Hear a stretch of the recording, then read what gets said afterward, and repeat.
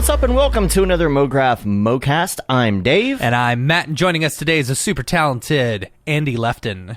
Hey, hello. And Mograph is a supplement to our site, mograph.com, which is a motion graphics tutorial site with tutorials, plugins, podcasts, and other Mograph stuff.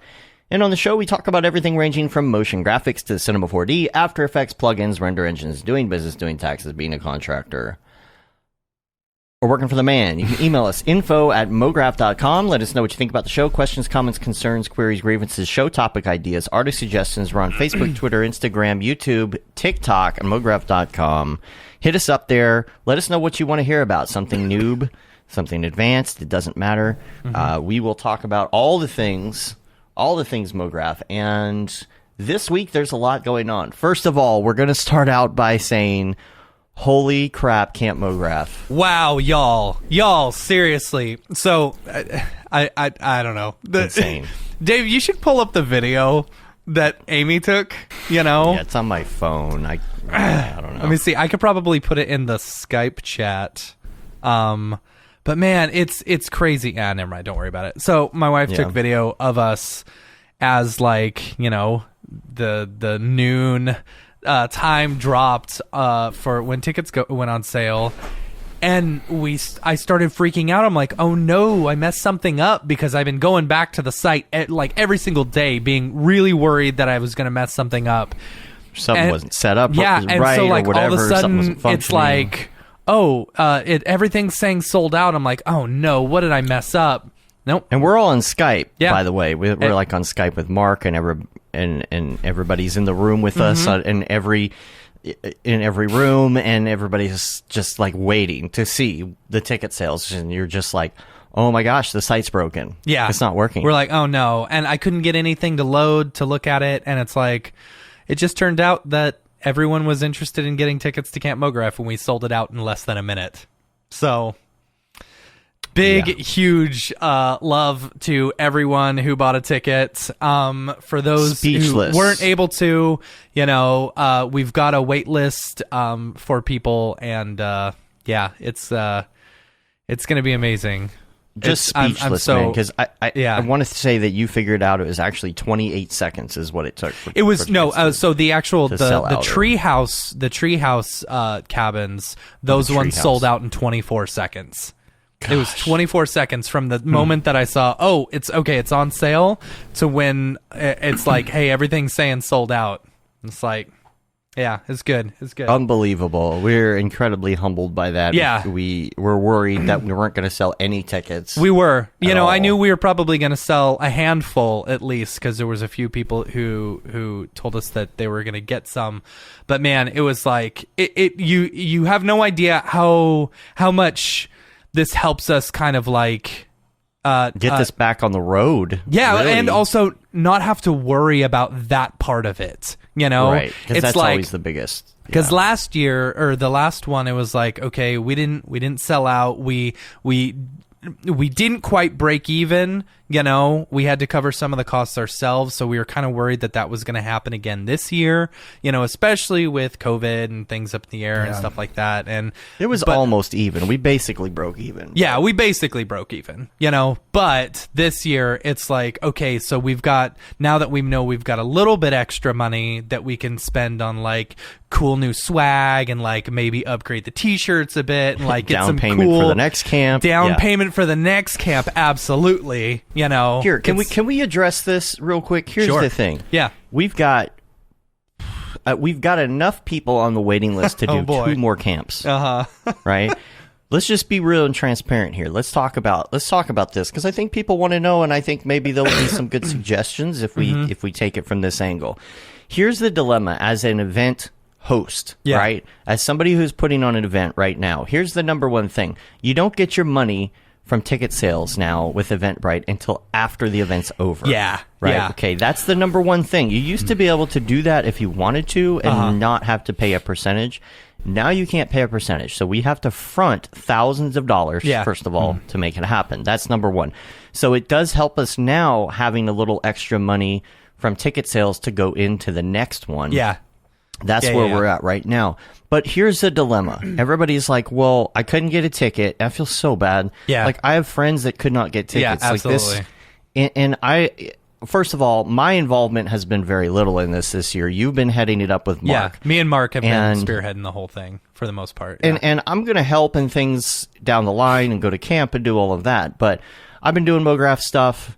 You've been doing Camp Mograph stuff and setting all of this stuff up. So I really didn't have a lot of say. It's like if somebody hit me up and was like, "Oh, can I get an extra ticket?" I'm like, I really don't even know if I can get anyone at or even an advance ticket or anything like that, right? So that's the tough part for me.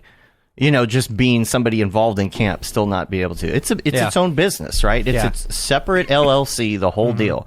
So the dilemma is, how do you let more people go to camp? Because let's say you add another 50 to 100 people that are on the waiting list, right? Well, that's going to be huge. That's going to be way too many people at camp, number one. Even before COVID, the whole point was to keep it capped at like 120 something. Yeah. And just because then we all get to know each other, right? Yeah. So you add those people. You keep it number small, one, you keep it intimate. That's the whole point of it, and that's what it's always been. So you're going to ruin that if you do more You sales. also have to look at it this way. If we were to add another 50 tickets, which we could hold, you got people sleeping on the top bunk. And that's the I don't want people. If people want to sleep on the top bunk, they are more than welcome to, but I want them to have that option, Yeah, 12 people to a cabin crammed in, top and bottom bunk is really, really cramped. Yeah. Even before COVID. So. Yeah. So, I don't know. So, that's the dilemma, right? So, you can't add tickets. And so, what do you do? Right now, the only option that looks like actually works is to have more than one camp a year. Yeah. That honestly, that's the only. Yeah. And we haven't decided on anything, but that's the solution. Yeah. Right there. Maybe. So everybody hang tight. We're going to come up with something because obviously you can't. I would love to know what other people think. Whether because there's been a few people on Twitter who's like, oh, there should be a camp like this going year round and stuff, and it's like, well, yeah, but that's a lot of work. It's a lot of work. It's its own business. Yeah. Of course. It's also very, it kind of takes the magic out of it. If it's like all the time, then it's just kind of a normal thing. We kind of want it to be magical. Yeah. We don't want it to be as exclusive as it is. We want to be able to let more people in. So the solution would be more than one camp, So really, that's what it is. And everyone's like, well, you should raise ticket prices at least. It's like, okay, well, the whole point was to make something affordable. Yeah. Not that ticket prices won't ever change to, go with the times or inflation and costs of camp and all of that. But it's like we're trying to find this delicate balance. So I would love to know what other people think about doing either multiple camps a year or, keeping it at one or, whatever. Yeah. And we've been talking about the possibility of doing some other event stuff too. We want to do an event again in Dallas. I think we're talking about the possibility of another DFW C4D in March. Yep. We've been talking about a road show, possibly, hopping an RV and travel around. Oh, nice. Just to kind of get things going again. Something. But again, humbled. Thank you very much. Yes. Thank you so much, everybody. I'm so excited for this Incredible. camp. We've got some amazing things planned. And so excited. Like, I can't believe we sold it out in less than a minute. Y'all are amazing. And there's a wait list. Now, here's the thing. If you're not already on the wait list, I hate to tell you, it's probably not going to happen, but there are people on the top of the wait list right now that we might possibly be able to do We're looking at the possibility of adding a few more tickets. Not many, but a few more. We're also letting everyone know that because there may be some cancellations where people are like, "Oh, I just can't come." Okay, well, give your ticket to the next person along the lines. So, and another thing I wanted to make sure that we talk about too is that when the people in the checkout process that didn't know what to put as far as like their flight number and all of that kind of information, we will be sending out. I think it's important to let everybody know, and maybe we'll do an emailer to the ticket holders. We will. already soon and just say, look, we're going to send you a thing at some point. It's going to ask for all your information, and also don't worry about that. We will take care of it. We have a great system in place here for taking care of that. So we had someone email us and be like, I didn't know what to do about the flight information or the shuttle. We may just rent a car, and how much does it cost for the shuttle? And I'm like, totally free. That's the whole point of camp. Yeah, that's the point. It's fun. It's just like a regular camp where you're coming to camp, you're riding the shuttle, the bus to the camp, and then you know, I don't know. Yeah, it's fun. So there's a lot of stuff going on this summer. I just wanted to talk about that. We're going to take a week off in 2 weeks. 2 weeks from today. Okay. Little summer vacation. I'm going to go up to Denver and nice. Hang out with Ariew a little bit. Yeah. Finally, it's been a while, and we're gonna see each other in real life. But no, we're doing an RV trip. That'll be. Are you taking the kid with you? Yeah. That'll be fun. So we're gonna go and have a good time there, relax. You know, kind of leave the house for the first time in a couple of years. Yeah. Really, and so. The only vacation we went on last year was an RV trip that was literally like across the street from here in the state park. So just letting people know about that. Also, next Wednesday, so a week from this Wednesday, is going to be the next Maxon 3D motion show. So make sure you check out that. We got other guests and specials and things coming up this summer, but I wanted to show this new promo for the Summer of Mograph. Here we go.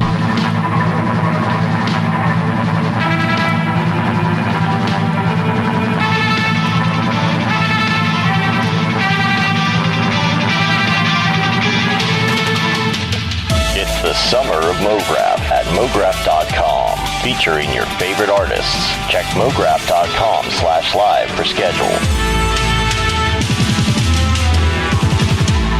Be there.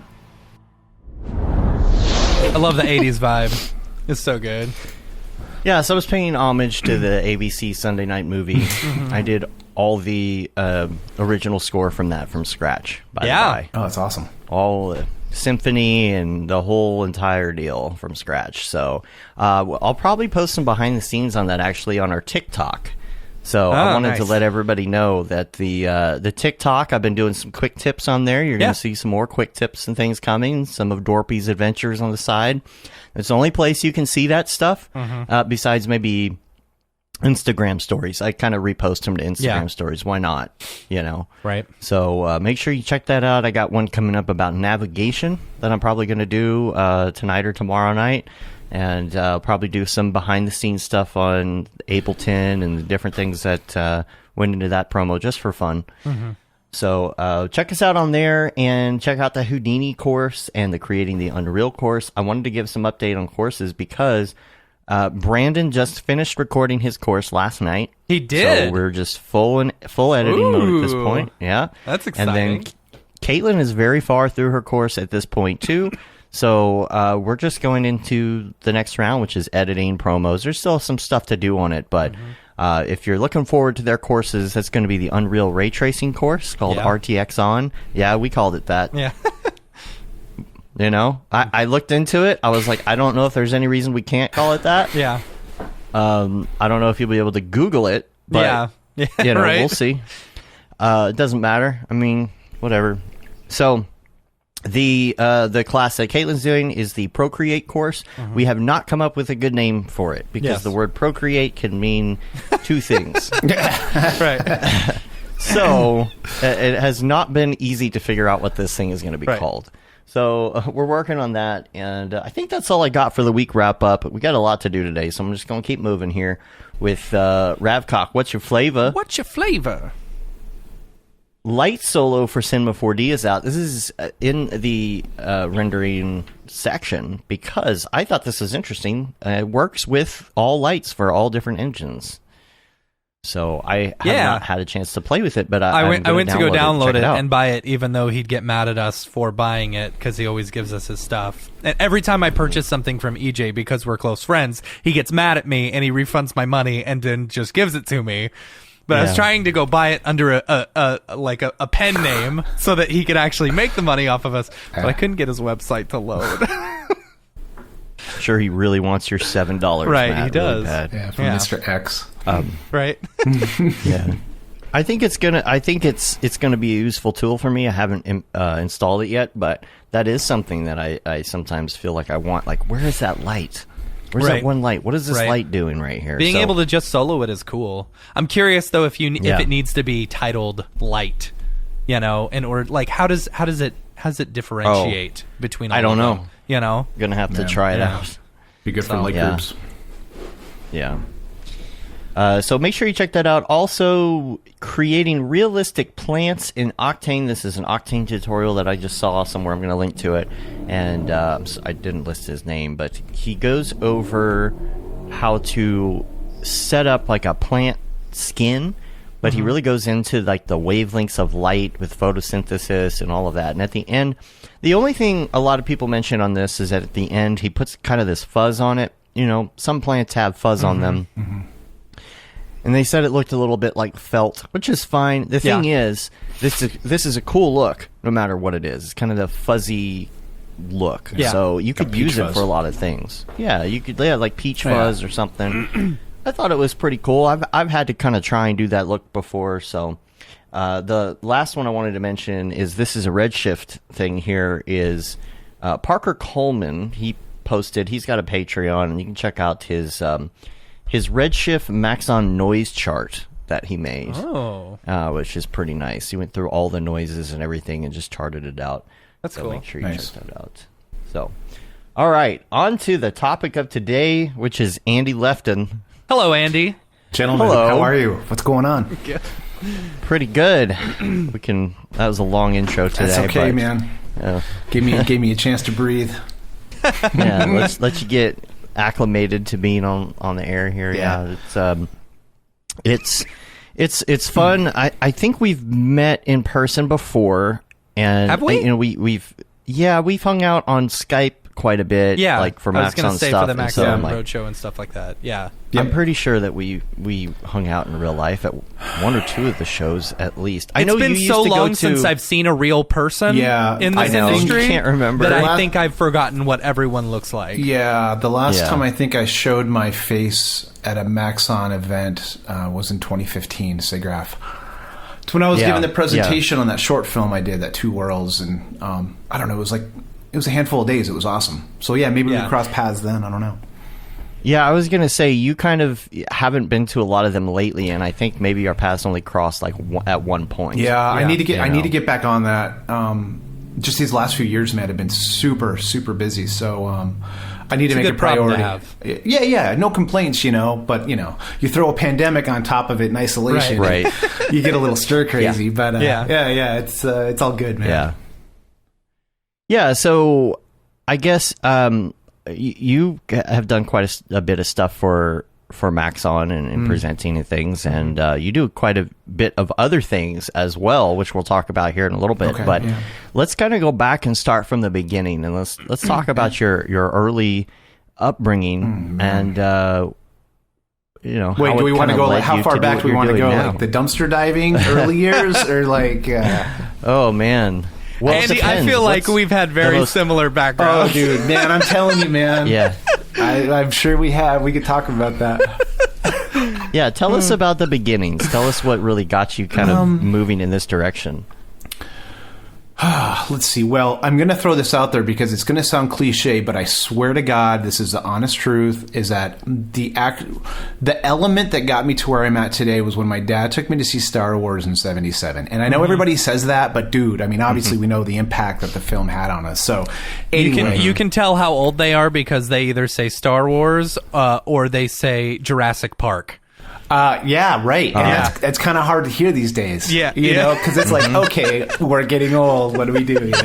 But, so I mean, visually speaking, and like, it was such a catalyst for our imagination. Yeah. Being introduced to that when we were younger. So, I mean, that was, it was like, when I grow up, I want to do this. First it was, you see Star Wars, and then I was like, then you're like 12 years old, you want to be a NASCAR driver, but then it's like, well, your love is for the imagination, and so I was living at Colorado at the time, and this was probably this was throughout the 90s, And so I wasn't really sure what I wanted to. I knew what I wanted to do, but like the academic side of the CG industry and the curriculums in school didn't really exist. Like there was only a handful of schools that you could go to be like, you could definitely learn design, but there wasn't like a CG or 3D or production course. And so me being in Colorado, I kind of barreled through all my kind of my general classes, in community college and things of that nature. And then things in the 90s in Denver, Dude, Colorado, man, there must have been a lot of grunge going on. Dude, okay, yeah. And there was I mean, you want to go over you want to cross that threshold. Yeah, it's like but that was another reason why I left Colorado too. So it wasn't to like pursue my goals career-wise. It was also music, because sure, grunge was a thing. Like I mean, at the time I hated grunge, but like if you look at grunge itself, I mean, it single-handedly took down the hair metal industry. Yeah. So that's kind of a cool thing. But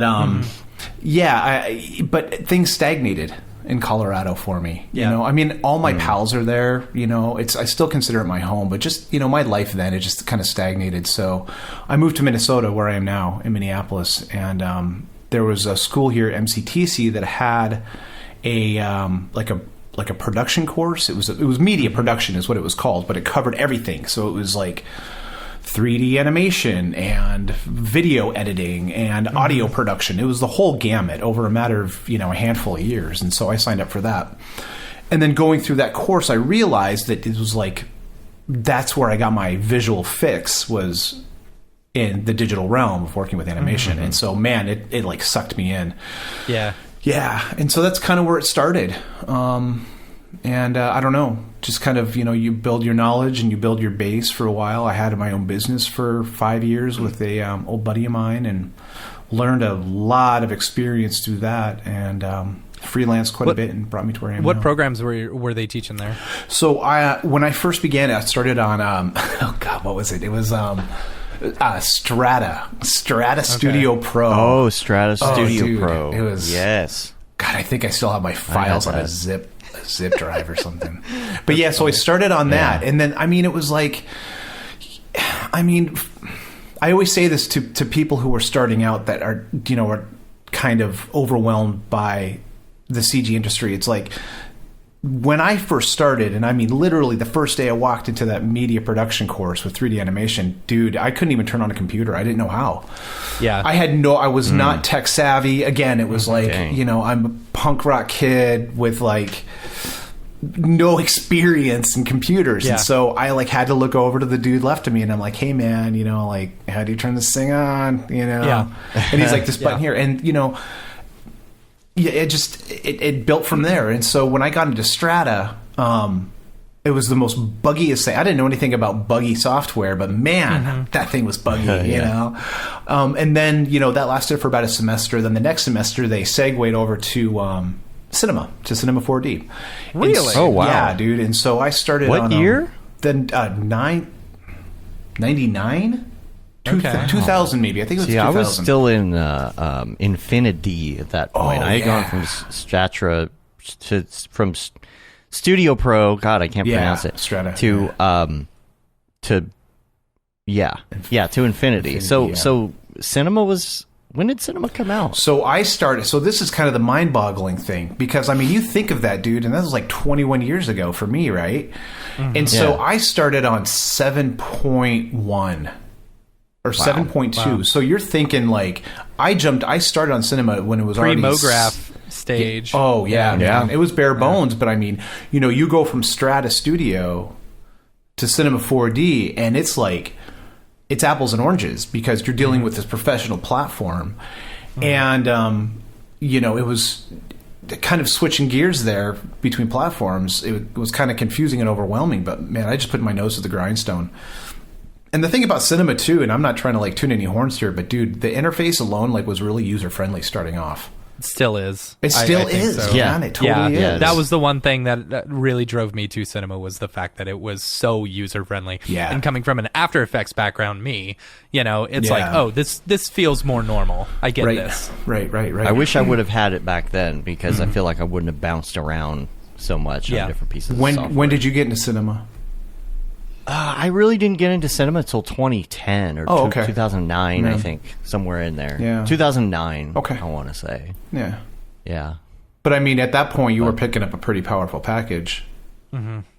You know? Yeah, I mean, yeah, for sure. But I bounced around so much because of my PC Mac transition to, I was on PC, went to Mac, and now I'm back. But yeah, I wish I would have had cinema from the beginning because I was trying to go down the rabbit hole of 3D Max and all these other things. And that was my struggle too, man. Like, it was always like, okay, I want to do high-end stuff. I want to kick ass. I totally want to do this. And everyone's like, Maya, get into Maya, And I'm like, dude, it's like, I just got into cinema. Like, I'm scared. I don't want to really jump ship on this because I'm it was intimidating to go from package to package, because you don't know where you're going to fit it in the industry because, remember, Max is only video games and Maya is only high-end, the industry standard, and Cinema 4D is only design or whatever.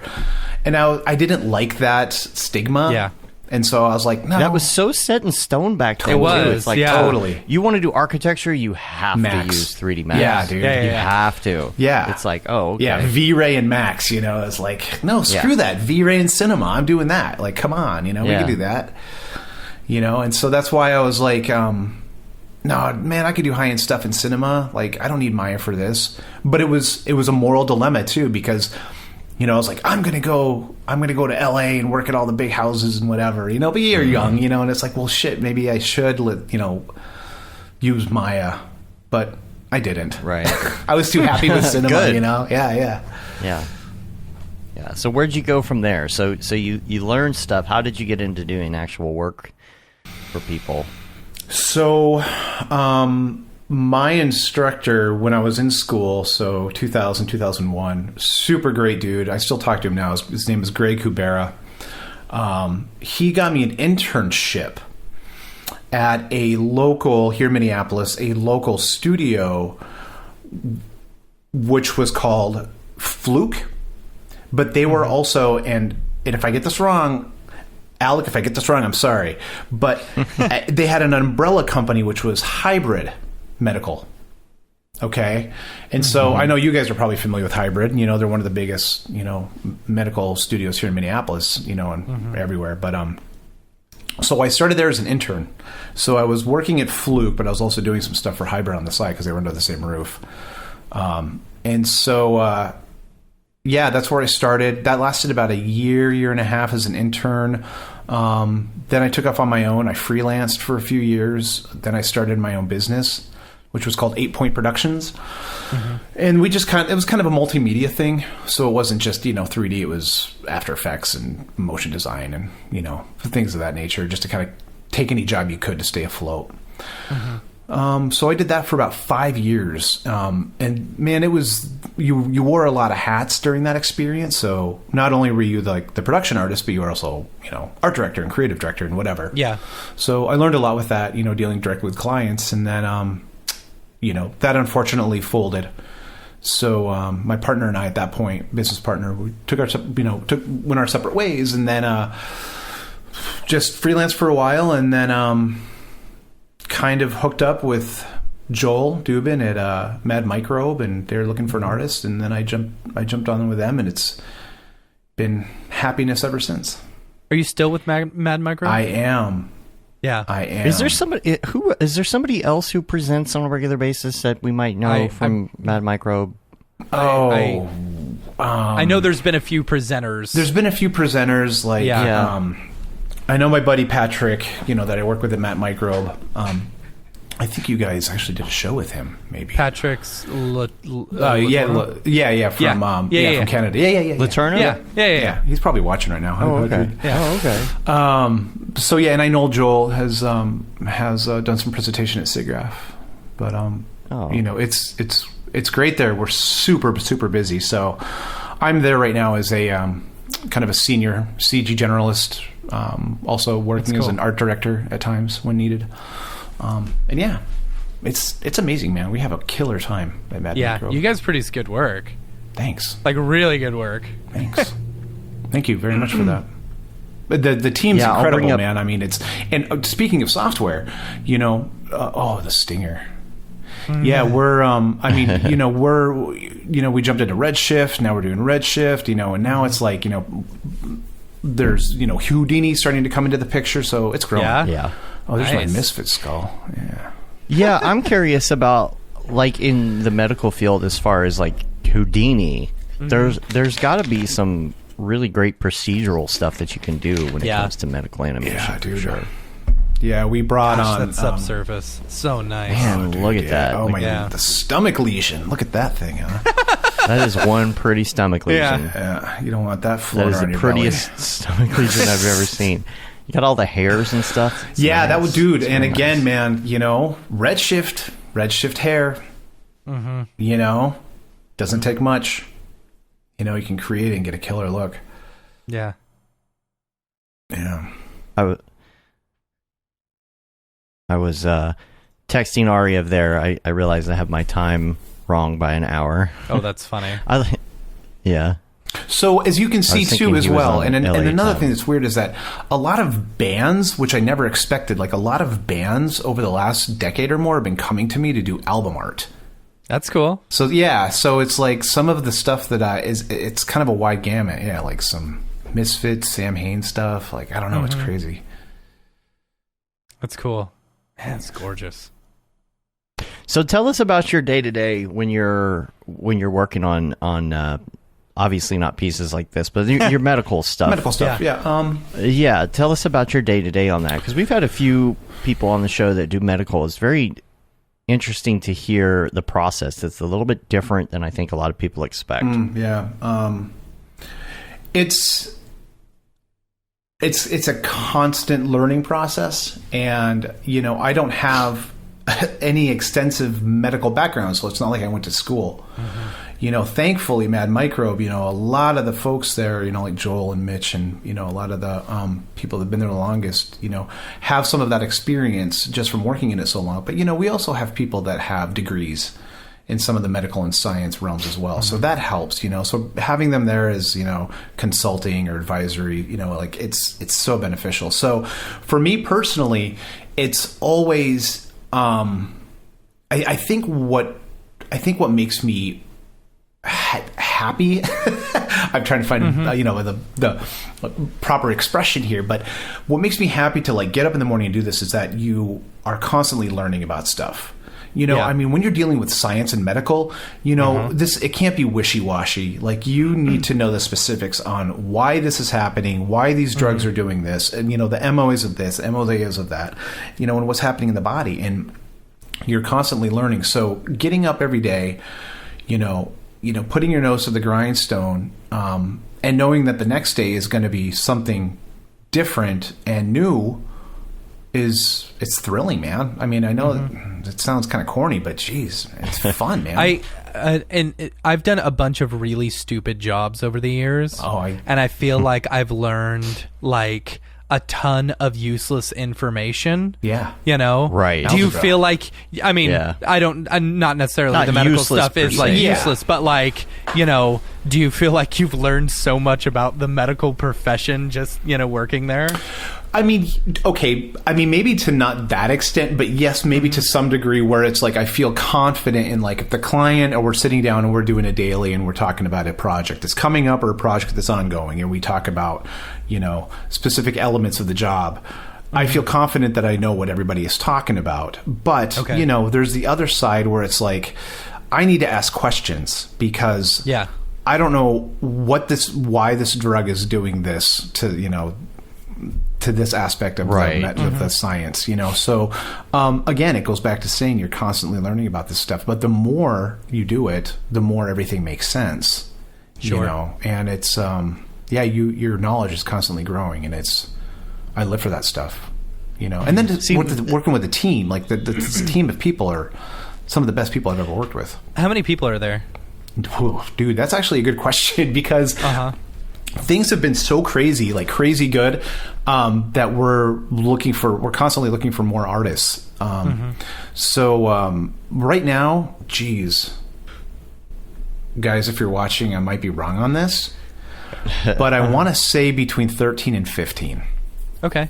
And when we That's a good started, team. That's a good size team. It is, man. But also like working remotely too. It's insane how well oiled the machine is. Because we also take the time to kind of do stuff like this, where we speak every day. We talk about what's going on with projects and who's doing what, just a daily. But at the end of the week we have call in. Yeah, but that's usually audio. But by the end of the week, we every Friday we meet face to face. So we can have that personal, intimate time to do this and like really see how people are doing, and it works, man. It totally works. Yeah, totally.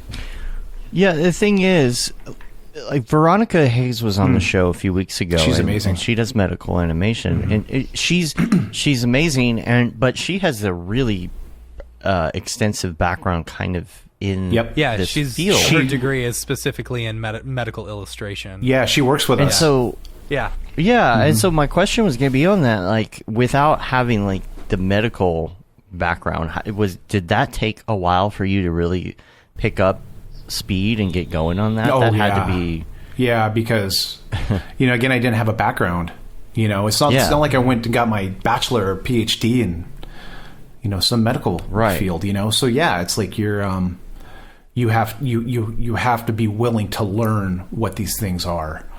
Yeah. And it's, even sometimes it's as simple as like layman speak, where it's like, okay, so, for instance, you'll be talking with the client or you'll be talking with each other, and then you want to make sure everybody's on the same page. So you'll say, hey, okay, so then what you're saying is I want the blue thing to come down and then attach to the red thing. And then, so it's like sometimes you kind of put things in a generalized sense like that. But, it works, And how do you decide, like, I guess in my head at least, there's two different types of medical animation. There's the stuff that's there to just teach something. Yeah.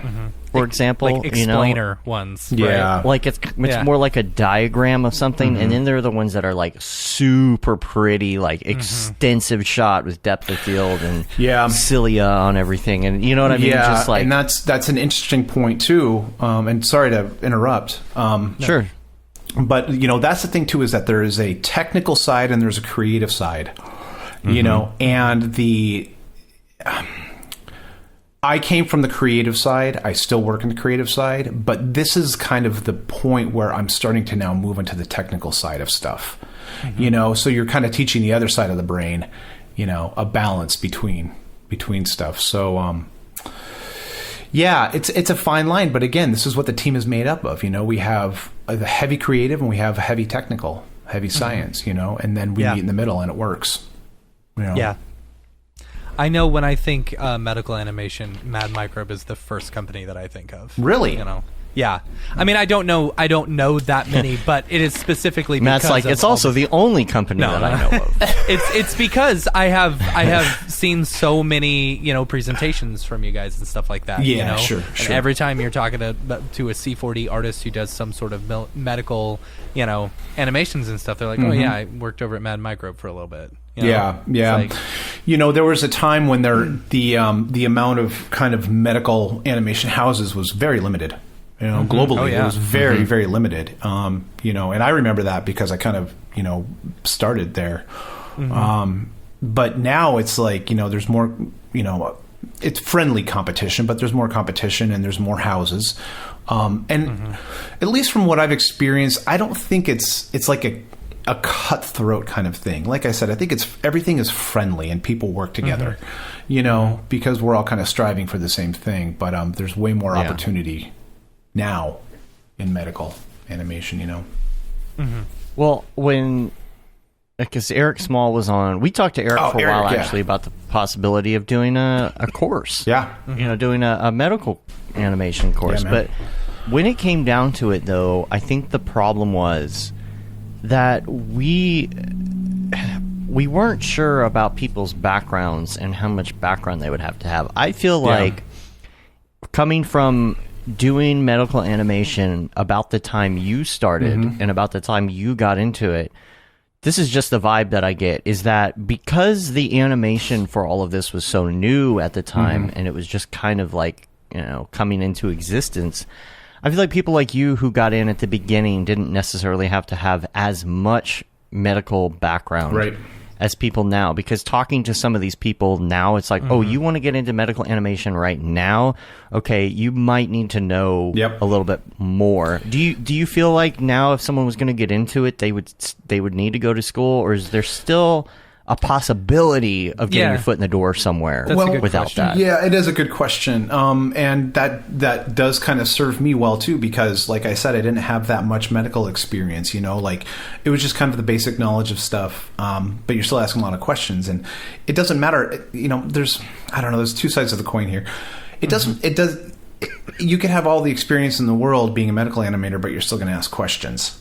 Yeah, right. But the other side of the coin is that if you get any of the science wrong, you're done.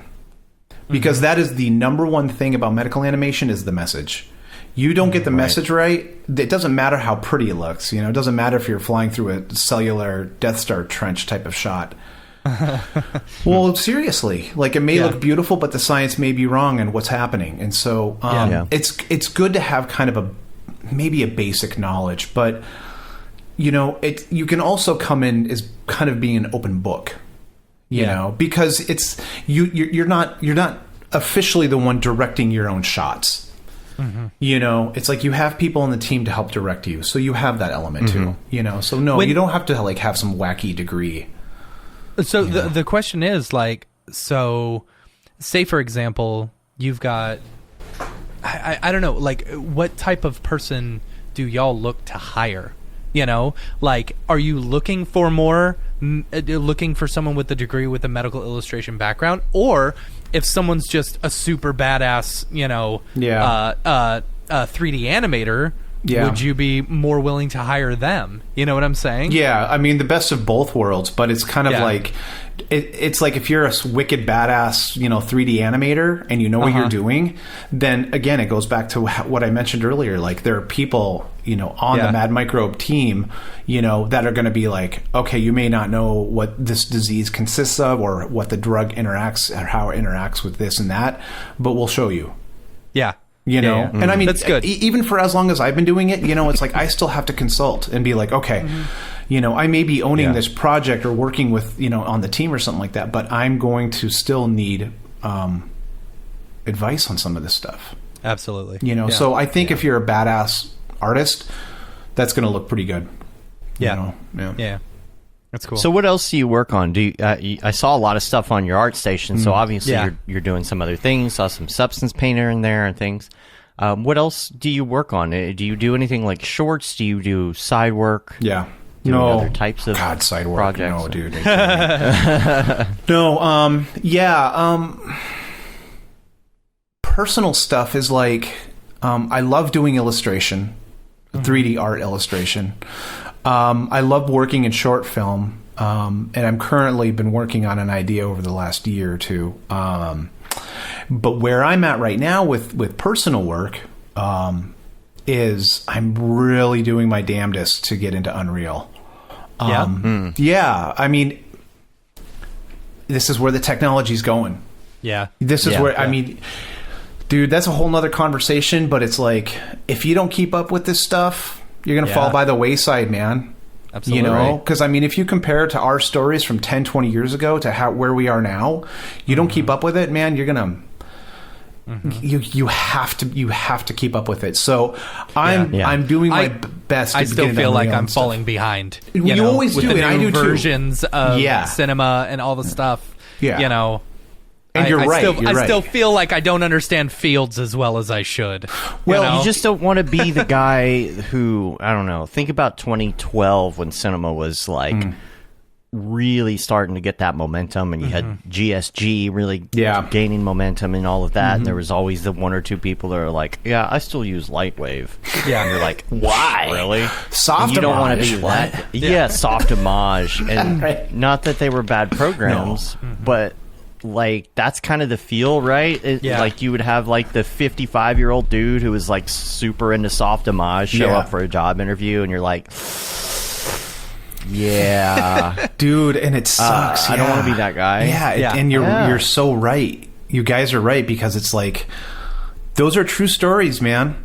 I was that pretentious jerk too that was like, Lightwave, come on. Yeah, right. You know, but here I am. Yeah. I can't understand freaking Houdini or whatever. You know, it's like, you know, you can't talk. You know, it's like, you know, it really is on the artist too. It's like you could probably use an older package as long as you're you know, you're a damn good artist, you know. Yeah. But you have to be willing to move forward. Yeah, because if you have to work with other people, you have to know the software. Yeah. Oh yeah. So if 5-10 years from now, there's I don't feel like it's going to be all real time and all Unreal or anything like that.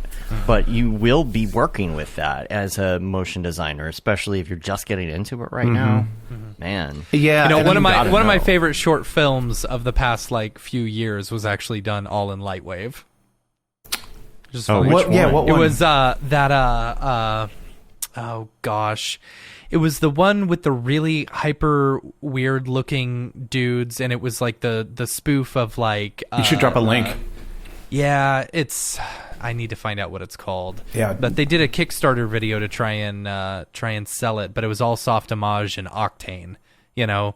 And they did a spoof of 2001: A Space Odyssey. I don't think I saw it. Yeah. Let me see if I can find what it's called. Yeah. It's like Dude, it's like, oh yeah, you know, I'd like to use this as past tense, but I feel like I was one of those kind of pretentious artists where I was like, no, I'm not going to get into Maya. I'm not going to get into Max. I'm going to do everything those things can do in Cinema 4D. And I kind of feel like that's where I'm glad that I sort of stuck to my guns on that, because I feel like that's where things are. Like cinema like conquers a lot. You know? yeah. but you also do other stuff, by the way. Yeah. I wanted to bring that up because What I feel do like do? I feel like Matt, you might have some Yes, yeah, let's talk about Similar this. interests. Let's talk about this. what. God. So you do a weekly radio show. Yeah. It's Tell us about okay. So that. it's This is not Cinema 4D. no, it's not. It's not. I mean, okay. So my days are filled up with everything CG. You know, and it's like in my free time, everything's filled up with everything CG and music. But it's like, yeah, I do. It's actually a segment. So there's a radio show here in Minnesota called Roar of the Underground, and it's like a lot of like extreme music. So, you know, metal and thrash and, you know, grind and stuff like that. But I do a segment during the show where I have about a 20-minute slot or so, and I do a lot of like kind of punk hardcore. Mm-hmm. You know, try to get more exposure on that side of music. Like, is it current punk hardcore, It's everything. or is It's it everything? Okay. Yeah, I mean, I think like my last show, like I had bands. I don't even know if you guys are familiar, but like this band Hell Crusher, who's kind of like this legendary, you know, hardcore punk UK band, and like this other band Deadly Rain, who was from Austin, but he might play guitar in them, and then this band Instinct of Survival from Germany, who are like super incredible. So yeah, like I do a lot of like punk hardcore stuff. I mean, That's cool. I've been doing that stuff for like since I was a teenager. You know, so that's my shtick. So you have a little bit of recording background then. Do you do any music recording as well? Oh yeah, man. Yeah. I'm in 2 bands right now, and 2 albums are being pressed right now. Nice. Yeah, one dang. band that I've been in for about 12, 13 years now. We're working on our 11th or 12th album or something like that. Wow. So we tour and stuff, you know. I mean, I don't know, like, are you guys familiar with the band Voivod? Do you know Voivod? No, Dude, they I play with Metallica and stuff a lot. But anyway, the drummer of Voivod, I was in a band with him for a while. We lasted about 5 years. We toured the world for a while. Wow. So yeah, 3 albums from that band. They were called Tau Cross, which unfortunately... Is this on Spotify? Can we Oh find yeah, this? yeah, Look yeah. these up? Yeah. That band like broke up in a fiery crash, though. Like, I don't Nice. recommend looking into why we broke up. But yeah. So I'm in 2 other bands right now, and I'm in this band called War Plague, which you know, kind of crust punk, stenchcore kind of thing. We've been around for well over a decade. We tour when we can. Albums always being released. Like we just wrote an LP over the pandemic. Then I'm in another band, which is kind of made up of, it's more remote, you know? So it's me here, my buddy Tom, who's in Seattle. Do you just record tracks and send them to each other? Is that how Yeah. you do So it? Steve, who's the other guitarist, so it's this band which is called Fear of the Known. It's kind of made up of two veteran, kind of punk veteran dudes from the old Bristol scene from the 80s. So it's like members of like Chaos UK and members of Disorder. And so I'm playing with those guys now. And yeah, so we record, we'll write a riff to a click track. We got our drummer who's in Japan. That's funny. It's insane, dudes. Yeah, we use Reaper for a lot of that stuff. So we track our guitars, track our instruments, and then Steve does all the mixing and mastering. And then we have a label out in the Czech Republic who is releasing our albums. Oh, nice. Yeah. That's interesting. It's so. I mean, it's just like we do stuff with Cinema 4D or anything else. If we're collaborating with other people, we don't really think about it. But Yeah. I don't know why it seems different to me. But collaborating on tracks, I think, is with audio. It seems harder to do because you have to have a vibe with people. Yep. When you're recording audio, sometimes, and it kind of separates that whole thing. If you don't have a chance to rehearse with somebody in person. Yeah. It probably feels a lot different trying to record those tracks. Yeah. When you don't know the people. Oh, dude. When I was in that band I mentioned that died a horrible death called Tau Cross, it was a remote band too. And again, like that was made up of veteran dudes that I grew up with. So I was playing in this dream team of people, and like, dude, we were getting offers all over the world of like, you tour here, we'll fly you here, whatever, just all kinds of cool stuff. So our entire career before touring was done remotely. So the album we released was done remotely. It was mixed in Scotland. It was released in Philadelphia. Like, it was crazy. Like, so then when we decided to do a tour, we've never played together. So we dude, it was nuts. We had 2 days. We had 2 days to meet up. We met up here in Minneapolis. I had a buddy down the street that had a studio in his basement. We all met up for 2 days, and we never played together, but we practiced all the songs remotely. So when we walked in the room together, it was like, okay, here's the set list, and it clicked. It was insane. Like, all the songs were played perfect. Like, we studied them for so long. Me and awesome. I was in a Ramones cover band called the Cretans for a while. Send me a link. And so, it was basically, hey, we had a gig, and I was like, okay, so you learn all these songs. Yeah. And literally, they're not hard. We did. No, they're not at all. Yeah. So the first time we played together was on stage. Really? And yeah. So me and the drummer had gotten together, a few times, and so we had just played, but we hadn't added the bassist in at any point, Okay. And so, and she was just a badass. Like, she showed up, and it's like, oh, this feels fuller now. This feels right, Totally. And she knew all the background harmonies and everything. Really? It was like, oh, this is good. This is good. Yeah. So it worked out. Yeah. That's awesome, man. Yeah, I mean, it's Ramon stuff too. It's like, as long as you're tuned to standard E, I think everything's going to be okay. It's it's the same 3 chords, but you just reverse them every other song. But I love the Ramones, man. I grew up on them, man. It's part of my roots. Yeah, absolutely. That's that was awesome, the first real punk rock band that I got into. And moved into like Screeching Weasel. And more dude, of the, we played with them before. Oh yeah, yeah. I know Ben. That's cool. Ben Weasel. He's good. He's a little out there, but he's a good dude. Yeah. Screeching. Sarah was asking in the chat. She got War Plague. What were the other 2 bands? Oh, okay. So interesting. I actually did art for one of our. This is the art I did for. It was a War Plague split EP with this band called War Wound from the UK. So it's War Plague with 2 forward slashes. Okay. This was a Japanese release, actually. What's the other 2? I was So just the other listening to 2 it in my bands- earpods. It sounds good. I like it. Yeah, it's just thrashy stuff. So the other band that's the latest one is Fear of the Known, but we go by FOTK, which is there's a Bandcamp of that, and then the old band, which I'm kind of reluctant to talk about it because even Rolling Stone did an issue on it, like how he died, but it was nuts, man. All the more reason we want to hear the dirty. So that band was gossip, called Tau. you know? Yeah. That band was called Tau Cross. So it was TAU and then the word cross. And no, nothing religious. It was just based off the insignia. So yeah, Well, we'll let everybody Google that. Yeah, Great. I'm Great. Here comes adding the them to my fiery bands gossip to again. explore playlist. Yeah. So what do you record on if you're doing tracks at home? What do you Like what use? software? Yeah, what software do Reaper. you use? Reaper. I used Pro Tools for a while, and that's just, it's too buggy, too heavy. Reaper is like cinema. It's just, you pop it open, and it's just like, okay, this is super awesome and easy, Yeah.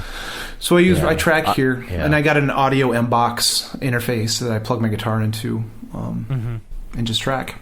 It's easy enough. Yeah, I saw some memes on TikTok. It's like people who use Pro Tools, people who use Ableton, and people who use Yeah. And so I'm biting my it's just I can't remember like what the different levels were and why. I mean, I'm kind of an Ableton person myself, and I'm a Logic person when it comes to the basics. But yeah, love Ableton. Yeah, I almost got into Ableton, but I think is Ableton the one that's only Mac based, or is that Logic? No.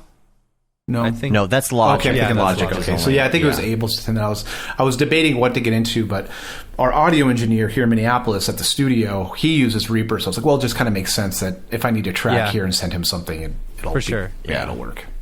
Yeah. The reason I brought it up is because I was curious if, as far as Cinema 4D goes, as far as doing 3D goes, is there anything that you feel like you've learned from one that helps you in the other somehow, whether that's in the creative process or technically or whatever it is? I feel like that I understand Ableton better the more I go because I understand 3D programs. Oh, totally. I mean, it is sort of a navigation thing. It's like when you've worked in cinema or Photoshop, you know that any other program, no matter what it's going to be, is going to have a file menu, and it's going to have an edit menu, and it's going to have a preferences option. So that's bare bones, but it's going to have it, and all software kind of have that. So it's like if people mess up UIs and kind of screw around with that, you're going to lose your base. That's one thing is that that when you open something new, it'll have that there. And where to go, and that's kind of a starting point for me. So when I opened up Reaper, it's like, okay, I know files there, I know edits there, Okay, there's the play button, there's the record button. Hi, my name is Sashia Dumont. I'm a writer, actor, and filmmaker. Hi, my name is Paul Robinson. I'm a director, DP, and filmmaker. We are the creators and hosts of the Go Gorilla Filmcast, an online source for all things indie film. We are a husband and wife film team and co-owners of Sen3 Productions, and we started this podcast for filmmakers like ourselves who were producing on micro budgets with skeleton crews. Go Gorilla is a weekly podcast that features various talents in TV, film, and web series productions. We've interviewed filmmaker powerhouses like Kestrin Pantera, Richard Raymond, Alex Ferrari, Cassandra Ebner, and Ryan Connolly. Amazing actors like Hannah Ward, Lou Taylor Pucci, Chris Wataski, and Eileen Gruba. Groundbreaking cinematographers like Jody Lee Lipes and Jessica Lee Gagné, and many more. We also offer weekly reviews of our favorite films and shows, which vary from low-budget first-time filmmakers to A-listers and everyone in between. Go Gorilla is proud to announce that we have officially joined the Mograph Podcast Network. So if you love filmmaking as much as we do, tune in every Sunday for a new episode of the Go Gorilla Filmcast. Your source for all things indie film. Now available on the Mograph Podcast Network. I think a lot of people who are into Cinema 4D or in 3D and also do music, I think it might even make a good TikTok, like showing in Ableton what the equivalent is to something, right? That's not a bad idea. It's like at first it's hard to understand Ableton, and then you look around and you're like, oh, this is the equivalent to this. This is the equivalent to that. Like this is like I'm always making these comparisons to Cinema 4D. Yeah. So to show maybe the similarities would be a good TikTok or something, because you've got plugins, for example, right? Yeah. Like all the plugins or filters or whatever you're going to put in for that individual track. It kind of makes the same sense as far as like signal flow. Yeah. Sometimes I do wish that it worked kind of like in a nodal based type way instead. I think there are some that do that. There are there's softwares like Reason, for example.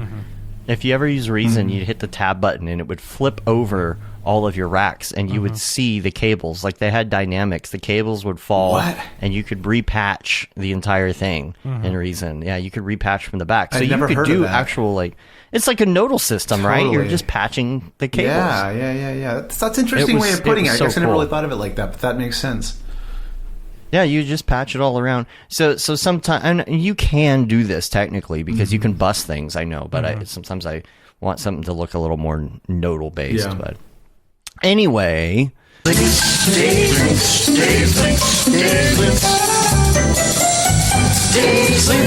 get back to some motion graphic stuff. Yeah. Real quick, I wanted to do some links and just give you a couple links that I didn't give. I had some of them up in the Ravcock section, but wanted to mention a couple videos that I found this week. I haven't been talking about a lot of videos or tutorials or anything that I found recently, mainly because just we've been busy and I just haven't come across anything. And now that we had a little bit of a moment to breathe, I have bookmarked a few, like the ones I talked about earlier, and then like this one here, 3 reasons to use a character picker in animation. That's really good. Make sure you check that out. Make sure also you check out Jags. He's got a YouTube channel you should definitely check out, and he did a video on storage management. Was talking about these Kingston adapters and things. So I'm going to link to that in the show notes. You can check that out and subscribe to Jags's channel as well. Yeah, it's good stuff. We want to chat more, and we're going to be working together on some things coming up. I think people are going to enjoy that. Jags is on our Halo team. Yes. As well. Halo. Yes. Yeah. We have a Halo Day Dave, coming I just put in the chat. It was the short film was called Black Holes. They did it in Lightweight. Yeah, it's good. It's it's beautiful and it's weird and I love it. Oh man. You know. I'll put that in the show notes as well. Yeah, I'll check that out after. Let's see. Also, this is a really, really great short, kind of like with video animation mixed in. It's called Dynamo Dream. It says episode 1. I guess he's planning on making more. Oh yeah, I saw that. That was the Blender. Blender. That was done in Blender. Dude. This is is it Ian Hubert? Yes. There's a video of Ian Hubert like on world building in Blender that you should definitely check out, and check out this Dynamo Dream because it's so much work. I'm like so much dude, work. I had to like slow it down and like go through stuff like like this dude did an amazing amount of work on this. Yeah. It's and the amount of like live camera matching mixed and with it, right? Mixed. Okay. Yeah. I was gonna say because really those people look very real. Yeah, I know. This guy just beat MetaHuman. Like, yeah, right. I know. It's like MetaHuman's doing really good. Yeah. Brandon Clements sent it to me actually. So yeah, I saw that. I think it was he's been last way week into Blender. That's another thing too, man. It's like, gosh, should I get into Blender? Right? Yeah. Right. Yeah, I was complaining the other day because my program kept crashing. And I'm like, what's the point of me paying $1,000 a year for a program that crashes on me 8 times a day when I could just use Blender and expect the same thing? Right. You know? Yeah, but that's the problem is you would expect the same thing. Yeah. I mean, you can't call tech support. Yep. 99% of the time when my program crashes, I was doing something absolutely ridiculous. Unless it's Adobe's stuff, then it just crashes because you hit play. I have gotten to the point now where every time it crashes, my After Effects crashes, and it says, "Tell us what you were doing beforehand." I say, "Oh, sorry, my bad. I hit play. I know I shouldn't have done that." You know, they're getting all this like sassy back talk from me, where it's like, "Oh, it's totally my fault. I was doing something that I shouldn't have been doing." I opened the program. I apologize. Right. Yeah, that's how it feels. But when I screw something up in Cinema, it's either because 90% of the time it's something I was doing in Octane, right? Yeah. So it was me doing like something I shouldn't have done, going forward a frame when motion blur and a bunch of things are going. Yeah. Or maybe I'm working on something in Cinema and I end up setting a setting where it shouldn't be, right? Oh, I typed in 0.01 into a field. Yeah, instead of... Yeah. I would like to say if they could come up with something where I could... It's supposedly you hit the escape key and it cancels, but if you could do that and have a button that said, for the love of God, stop doing what you're doing right now, that's probably my biggest gripe, but I feel like... usually it's something that I'm doing wrong. The way Houdini works, you hit escape a couple of times and it's like, okay, I'll stop. I'll stop, And it's like, that is good stuff right there. I want that everywhere. Yeah, the escape key should work.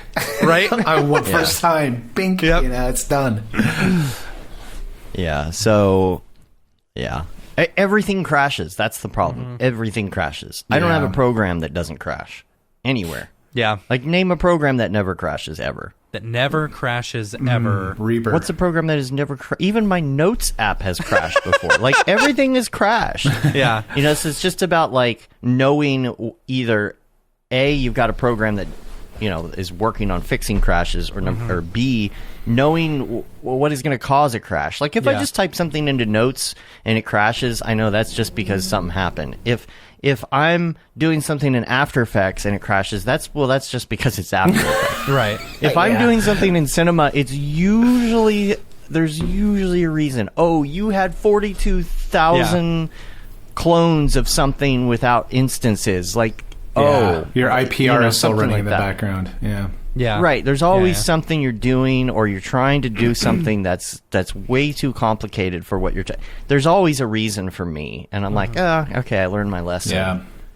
But not that Cinema never crashes, but for no reason. I'm just saying, like, most of the time I feel like it's my fault, especially when I'm in Octane, because Octane is like, is it usually operator error, or is that a software thing? Yeah. I've had these really weird crashes lately, and it's probably because I'm on an older version. I'm on an outdated version of Cinema as well, because we've had some color issues and stuff like that on this project, and so now I'm finally getting back to upgrading. But there's this really weird issue on the initial release of R23 that only I deal with on this one computer. It doesn't do it on my other computer. But when I go into the 4 view, and I move something in Z space from the top, it will always crash. It will always crash, especially splines. Like, if I move splines over another spline, it crashes on me every time. It's interesting. Yeah. But it doesn't do it on my other computer. Did you send that to Maxon? Were you like, hey, this, I'm not going to worry about it. I mean, it's an outdated version. I'm sure if I updated my version. See, and that's the thing. It's after like this week, the amount of times that I want to complain about something where it's like, well, have you updated your software? Well, no, because I'm on an older version of, I'm stuck on this one for right now. Yeah. After next week, man, we're going to be upgrading everything. R24, the newest version of Octane. Let's do it. It's going to be good. Get it going. It's going to be good. Yeah. And we got to move our plugins over there again. Yeah. I never even got Forrester on R23, That's let alone... funny. Yeah. That's funny. That's a great plugin. Yeah. One more I wanted to bring up real quick, and this is not motion graphics related, but it might help you if you're making a video for something.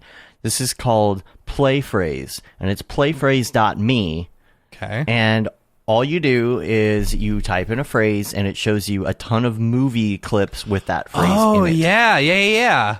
I saw it the other day. It was on a TikTok, like and it was, things to do your board or whatever, right? Yeah, but it was overwhelmed, and you couldn't access it because the TikTok pushed it over the edge.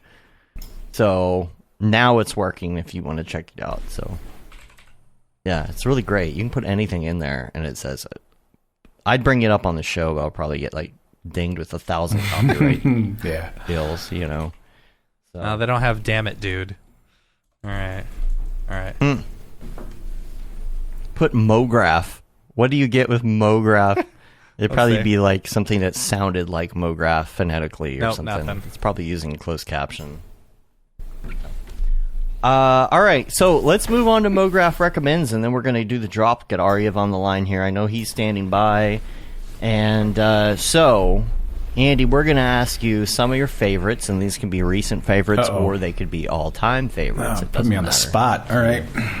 I know Matt has a couple things he may want to bring up as well, but we're going to start with your favorite movie. Jeez, man.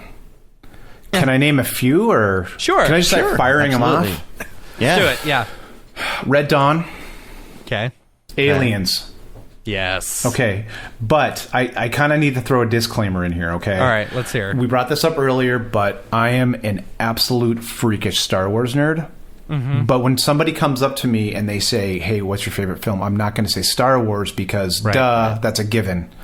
Right. You know, it's just, it's kind of like in your It's like saying, who do you want to have dinner with? Oh, Jesus Christ. Of course. Right. Yeah, duh. Yeah. I mean, call them up. Let's go. Easy, right? You know? But I mean, like, it's in your DNA, you know? It's like, yeah, no kidding. Man, I don't know. Amadeus. Absolutely love Amadeus. Oh, so good. Oh, dude. So good. What was I been meaning to watch again? Monsters, dude. I want to see Monsters again. That movie was so good. That's that was what's his name? Gareth Edwards. Yeah. I saw him speak at NAB after Monsters came out. He spoke at the Adobe booth. Right? Really? It was life-changing seeing that'd be him interesting. speak. Yeah. Because there was 12 people in the audience. Yeah. You know? Yeah. It's like, who knew that he was going to go on to do Rogue One, you know, and Godzilla and stuff like that. Dude, and Rogue here One. he is just speaking for 12 different people at the Adobe booth, and it's like he went through all of like his comping and stuff like that. Real funny story that he said when he submitted Monsters to it was like some film festival or something, you know, they hadn't finished all the 3D work. They were working in Max at the time, right? Okay. Yeah. And so on the submission, you know, it said insert monster here. Monster goes here, you know, when they submitted it. And they got accepted, and someone asked him, they said, hey, I sure hope you fixed the, you know, monster goes here. And he goes, oh, yeah, we got a really nice font now. It's a really nice font. That's odd. Yeah, got a really nice font to like, you know, as I keep on going with this proxy here. Right. He's awesome. a super nice guy. Got to meet him afterwards. Oh, you know, dude, that'd be killer, man. When actually the very first Camp Mograph, I reached out to his, you know, management team, and I was like, I would love to have him come and speak. Yeah, you know, but I feel like he's a hard get. I think he's kind of like shied away from Hollywood. You know. Yeah, he seems kind of reserved, maybe modest, which is good. I think that's a killer element. You know, you should have that. You know? Yeah. But I loved Rogue One. I thought he did a fantastic job. Can I say something that's going to be controversial? And you know what? Sure. I don't care. Sure. Yeah. Rogue One. I'm getting very serious now. Yeah. Rogue One is how a Star Wars film needs to be after the original trilogy. Dude, everything about that film better than the other ones. Yeah. Oh my god, recently, dude. Dude, the rest of that stuff, again, controversial. It's all that stuff's irrelevant to me. Rogue One is the film. Yeah. Yeah, when are we going to get a Rogue 2? Oh my god. Dude. You're Come on, fired. Click, I'm out of here. Now you need the Dorpy face. Dorpy face. Here, I'll just do this. What? But no, Rogue One was such a good movie, you know, and it didn't yes, it was in the Star Wars universe, like similar to the way the Mandalorian is in the Star Wars universe, but it doesn't feel like Star Wars. Or the Ewok adventure. Yeah, and this is gonna I don't care if this gets me in trouble either, but it's like you're fine. Rogue One didn't really have that Disney touch, if you know what I'm saying. Like, even though it's part, it's like it doesn't have that. Mandalorian is fantastic, but it has that kind of Disney touch to it, you know. And that's expected. It's you know, episodic, you know. But Rogue One is great, man. Like, it is the first Star Wars film since all the new films have been being made since '99 that I get the adrenaline rush. And that, you know, I get the chicken skin and the hair standing up, you know? It's like, that film does it, dude. And it's like Aliens, man. I can just watch it and watch it and watch it. Yeah. I just wish there was more, like, do you think maybe they'll do a prequel to that at some point? Why would you need to? The thing is, I want more of that. No, you don't, dude, because that's the thing, man. It's so perfect. It's like a sacred cow. Just don't touch it. Yeah. Well, maybe not more of that, or maybe, okay. I mean, I hear you. Okay, not a prequel, and obviously not another, you know, you can't have another. I don't want to do any spoilers, but yeah. of course, everybody's seen it at this point, but whatever. But I think something from that same era of that part of the universe, or something. Well, you know, that's a good point. I like that it was kind of a different story. Yes. Kind of over here. Yeah, you know? well, it was anti-hero. You know, it had that anti-hero element to it. And the cool thing about it, too, as well, is that, speaking of kind of like a whole different universe, is that, you know, with the original trilogy, you have the characters that you know and love. You have Boba Fett. You have Han Solo. My personal favorite is IG-88. I mean, you can see by the amount of IG-88 illustrations I do. But it's like, dude, in Rogue One, there's a character in there. His name is Ariew. I don't know if you're familiar with who he is. They call him, his short name is Two Tubes, but he's the guy that works for Forrest Whitaker's character, Guerrera. What's his name? Anyway, Saw Gerrera. He has like the weird glowing pen eyes with like the antennas coming out. You know, he has the tubes coming. Anyway, Rogue One gave that to me, where it was like you have these killer investments in these new characters, and that's what sells it. You know, like you have investment in it. You know, like you have emotion. It's fantastic. Okay, I'll shut up now. Yeah, no, you're fine. What do you think of episode 1, 2, 3? Oh. I mean, they're okay. If this gets me in trouble, I don't care. They're better than what's currently has happened, I think. Really? Well, yes, because it was still in the hands of Lucas. Yeah, dude. Yeah, because it was still in the hands of Lucas, and I mean, to me, that means a lot. That means a lot to me. And yeah, they're not great. We all admit to that. We know that. You know, there's no emotional investment in Jar Jar Binks, but it was still at the hands of Lucas, and that's what means a lot to me personally. And I'm not going to sit down and watch them, but if I have to, if they're like, dude, you got to watch the latest or you got to watch the prequel, it's like, I'll watch the prequel. It's fine. Really? Yeah. See, I would choose the latest ones over the prequels any day. You know, and Why? I saw Phantom Menace at least 24 times in the theater. Yeah, about 7 tickets in a row. Yeah, it took me like the first time I saw it, I was like, I don't know if I like this. Yeah. And it took me that many times to realize that I just didn't like the movie. I didn't think it was that great. And I agree with you. Like, I totally agree. I felt like there was just too much like politics involved. And it wasn't grimy, you know, like Star Wars is like, it's like an outlaw film, you know? Right. And it's like, it's a rebellion, you know, and it's supposed to be, but yeah, you bring in the kind of the sterile, pristine political aspect of it, and it's like, nice, you know, wardrobe pad me, like, okay. I enjoyed, so as far as the new ones go, the Rian Johnson one, the second one, I can't remember what they're called because I feel like the names should not have been named the way they're named. No. I feel like, you know, Force Awakens, sure, that one's okay. The Last Jedi should have been the last one. Return of Skywalker or whatever should have been the second one, you know, or whatever it's called. Dude, but I mean, I think Rian Johnson did so much for that for the last three. I thought it was great. The things that he added in were awesome. You know, like things. Okay. We got to sit down with a beer. We got to talk about this, man. But I feel like then they're like, oh no, we don't want to continue on with this. Let's just bring back JJ. And then, you know, have him do his thing. JJ does his thing. He makes it good. Because let's be honest. JJ's a good director. He, you know, makes a good film. You know. Okay, so but he does. He does. I mean, of course, I would love to have his job, but it's like, you know, there's also a formula to it that we're also used to. That there's nothing original or new to it. Whereas you can have something like Gareth Edwards do Rogue One. And everybody's freaking happy. Yeah, I agree. You know? Totally agree. I mean, it's a touchy entire subject. You know, it's fine. I mean, I have a love-hate relationship with Star Wars. Like, I grew up on Star Wars. You know, I watched but for me, I just feel like it's, you know, it's just people fighting each other. It is. It's kind of toxic. It is toxic, right? Yeah. Star Trek, on the other hand, you know, it's like, okay, you got me.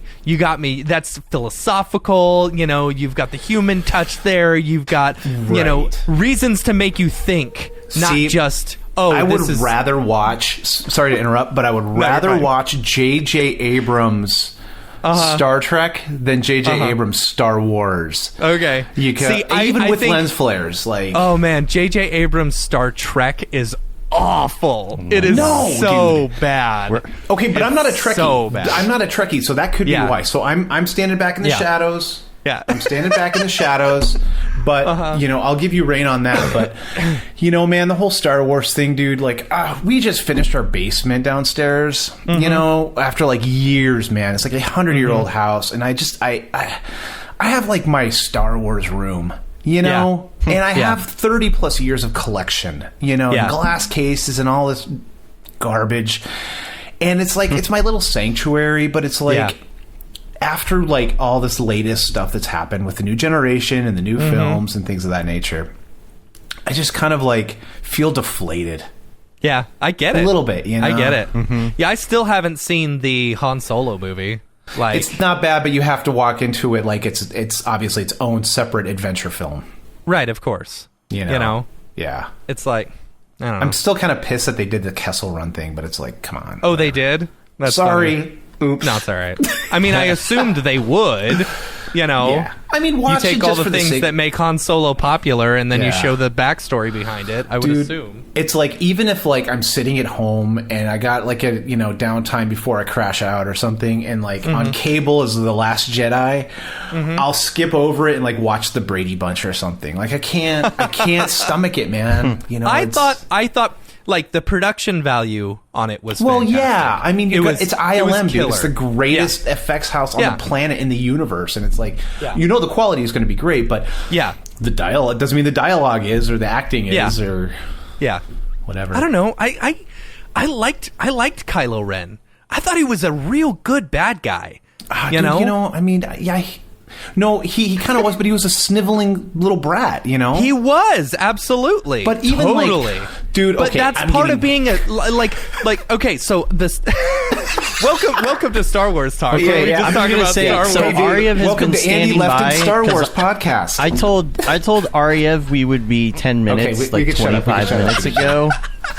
Because we were in this segment, which is usually only 10 minutes. In movie, Where's favorite my- movie, where's which my- is the first one. I need my blood pressure medication. All right, let's go through the other questions, because let's go. he's literally standing by. Man, cracking my knuckles. knuckles. All right, we're gonna pause this. You guys need your own podcast. No, we're gonna Lord. pause this, and then we're gonna go to the drop. After we go to the drop, after we come back from the drop, we're gonna continue this conversation. All right, I can feel my blood coming back.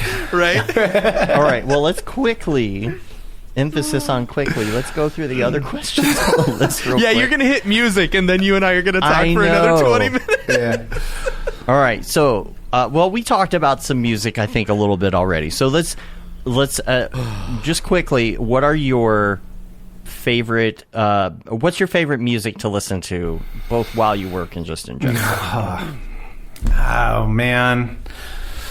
Punk, it's like, I mean, seriously, like, it's like I'm super into like obscure stuff. So it's like, if I know that there's like a crazy Japanese hardcore demo on YouTube from a band that just came out, I'm going to throw that up and play it on repeat, because it's like, it also goes to my radio show. Like, do I want to play this on my radio show, or do I want to invest in this band when they actually release vinyl or CD? So I'm always, that's kind of my thing, it's like finding obscure punk, hardcore, really good stuff. And I mean, it's not just that, like on occasion, I'll throw on some Tom Petty or Fleetwood Mac or something. Yeah. Shh, don't tell my friends. But I mean, that's, you poser. Yeah, it's like it's adrenaline for me, man. It's and I love the history, and I love the underground, and I love the political nature of it. Like that's my thing. I'm political in the punk realm, so that's Get what yourself I listen some to. propaganda. Oh, dude. I went to that show when they played Denver at the VFW, and the whole place it was like a riot. It was crazy. That's cool. Anyway, yeah. All right, what about TV show? Non-Star Wars related. Oh, click. No. Let's see. Probably, I mean, I don't have a lot of time to like really get invested in stuff. Like my lady and I will sit down for a couple hours and start something. But I think we just finished. So we'll let Netflix and stuff like that. I think we just finished Mayor of Easttown. with Kate Winslet. I've heard of it. It really good. Amazing. Yeah. That's HBO Max. I've seen HBO Max, parts of yeah, it. yeah. I hear it's amazing, Dude, that is next on our list to watch. Watch So, it, dude. It was yeah. like she needs an award for that. Her acting was incredible. She's such a good actress. She is, man, and she's just kind of raw and primal in her role. Yeah. It's super rad. Yeah. Handmaid's Tale. Yeah. Let's see. One of my greatest shows of all time was Greatest American Hero. I still love that show. So yeah, I don't know. When I have time, it's just kind of streaming shows. I think The Killing I thought was really good. Kind of a crime drama. So yeah. What about podcasts? Do you listen to podcasts? You know, it's not like I have like a list of stuff I go through. You know, I'm really into what Alan McKay does. You know, because he does a lot of stuff in VFX. You know, and so he has a lot of really killer guests. So I listen to a lot of Alan McKay stuff. I actually took his VFX course, and that was all Max and Fume Effects based. But so I listen to a lot of stuff he does. On the music side, I listen to like there's this one called it's New York Hardcore Chronicles. This guy named Drew Stone, I believe. He's an old kind of hardcore music veteran. He kind of brings on guests that's kind of been around the scene for a long time. So I listen to that too as well. So.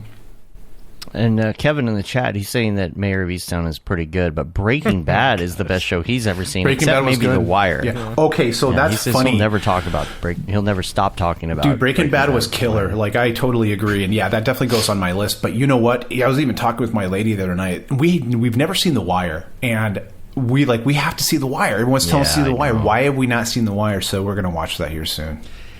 From what I hear, I've been the same. it's awesome, Yeah. but you have to get through like the first 4 episodes, Right, You know, right. I watched episode before 1 it like 3 really times. starts Kicks getting off. good. Yeah. You know, yeah. Okay, good to like know. you've got to develop that base first. Character So, development, stuff like Yeah. that. Sure, makes sense. Okay. All right, now what about favorite plugin? Plugin? Not render engine. Yeah. I mean, I don't know.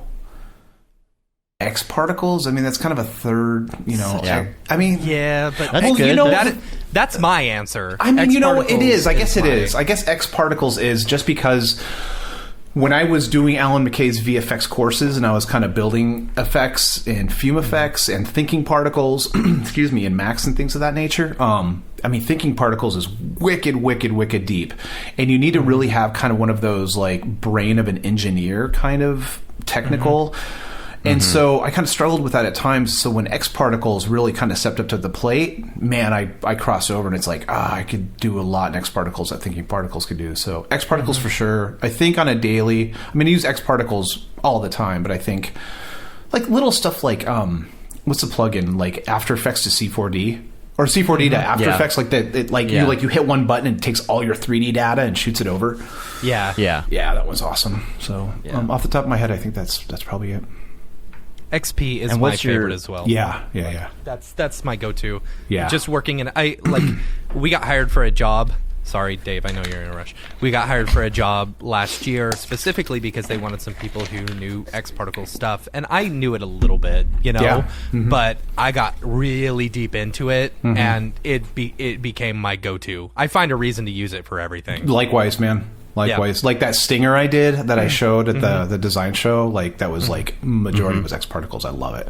Yeah, it's cool. All right, go ahead, Dave. What about your favorite app? What's your muscle memory app on your phone? Twitter? I mean, I'm Twitter? constantly on my phone, which sucks. I mean, in this day and age, everybody does it, but Yeah. it's like, you know, it's like the age of information. So it's like, I'm on Twitter a lot just for reading people's lives and Right. what's happening in the world. I'm really kind of in tune what's happening in the world. It's kind of important to me. And I do, it sucks, but I also do Facebook a lot, but that's because I do a ton of music stuff, like a lot of Yeah. networking. Yeah. So I'd probably say my top at least right now, it's probably Twitter. It's cliche, but I'm not really like Yeah. a find the latest hip app kind of guy. I'm just like, Yeah.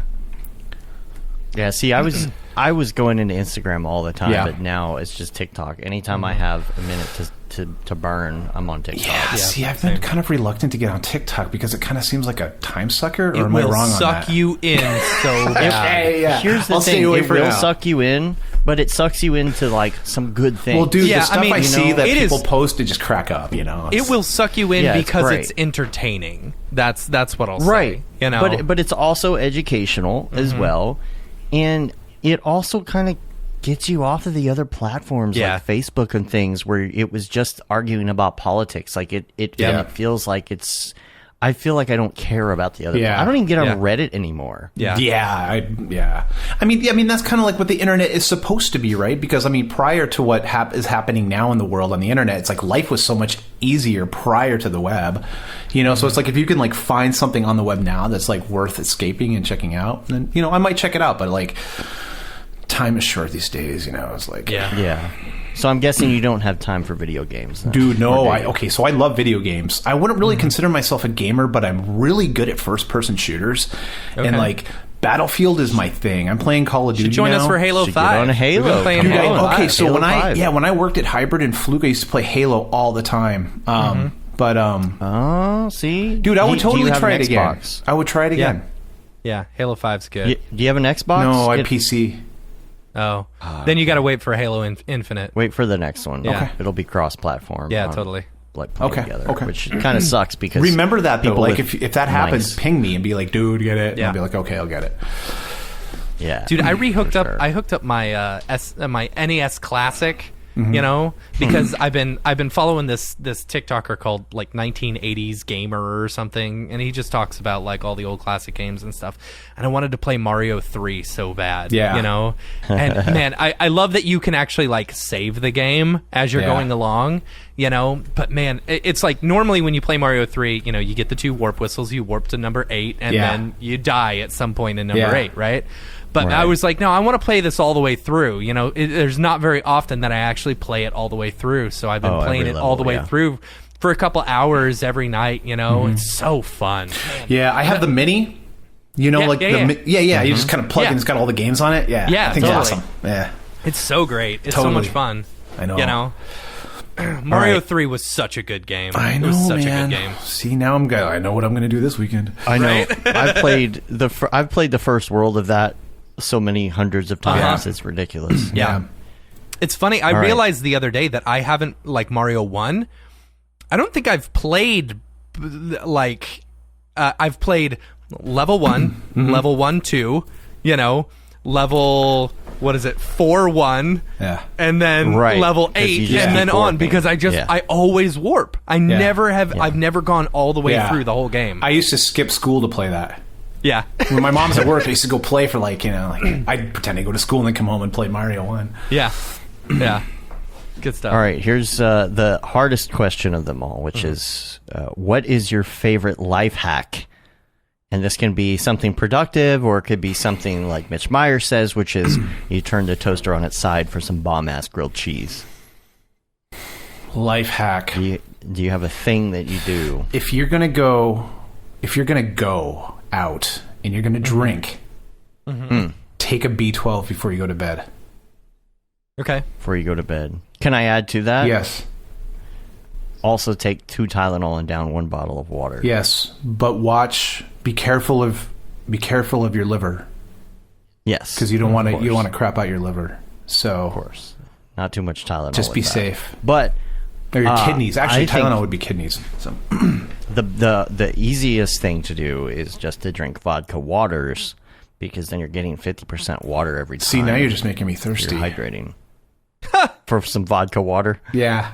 Or whatever right now. We're in a heat wave right now, man, and it's brutal. It is brutal hot, so something cold. It's 69 degrees in my here. office right now, so I've got a nice little hoodie Yeah, on. I've got a mini Feeling split good. system here, but you go outside and your skin bursts into flames. Yeah. Drop. Is this the fucking mic? This is exactly what I should be doing. What's up, and welcome to this week's episode of The Drop, your weekly source for all things NFT and crypto art, as well as upcoming drops by notable people in the Mograph industry.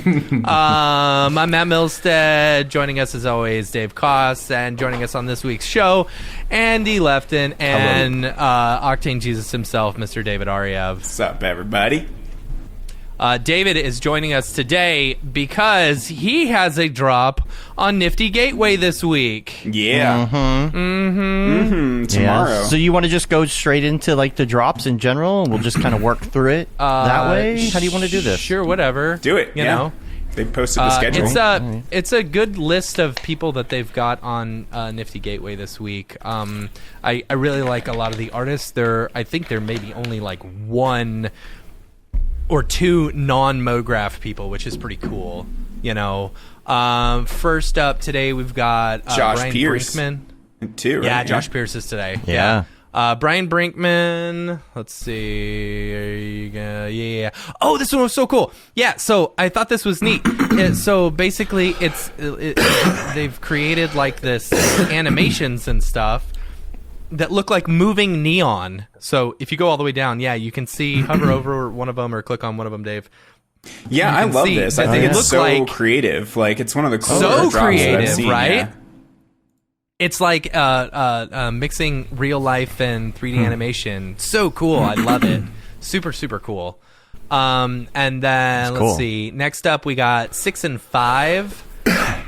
6 and 5. Yep, they're a big like these... ArcViz studio, or I don't know if they're a studio or just like a couple people, but yeah, they've done a bunch of drops. It's really really clean and nice. Really really Oh, nice. these are really clean. Yeah, That's right. nice.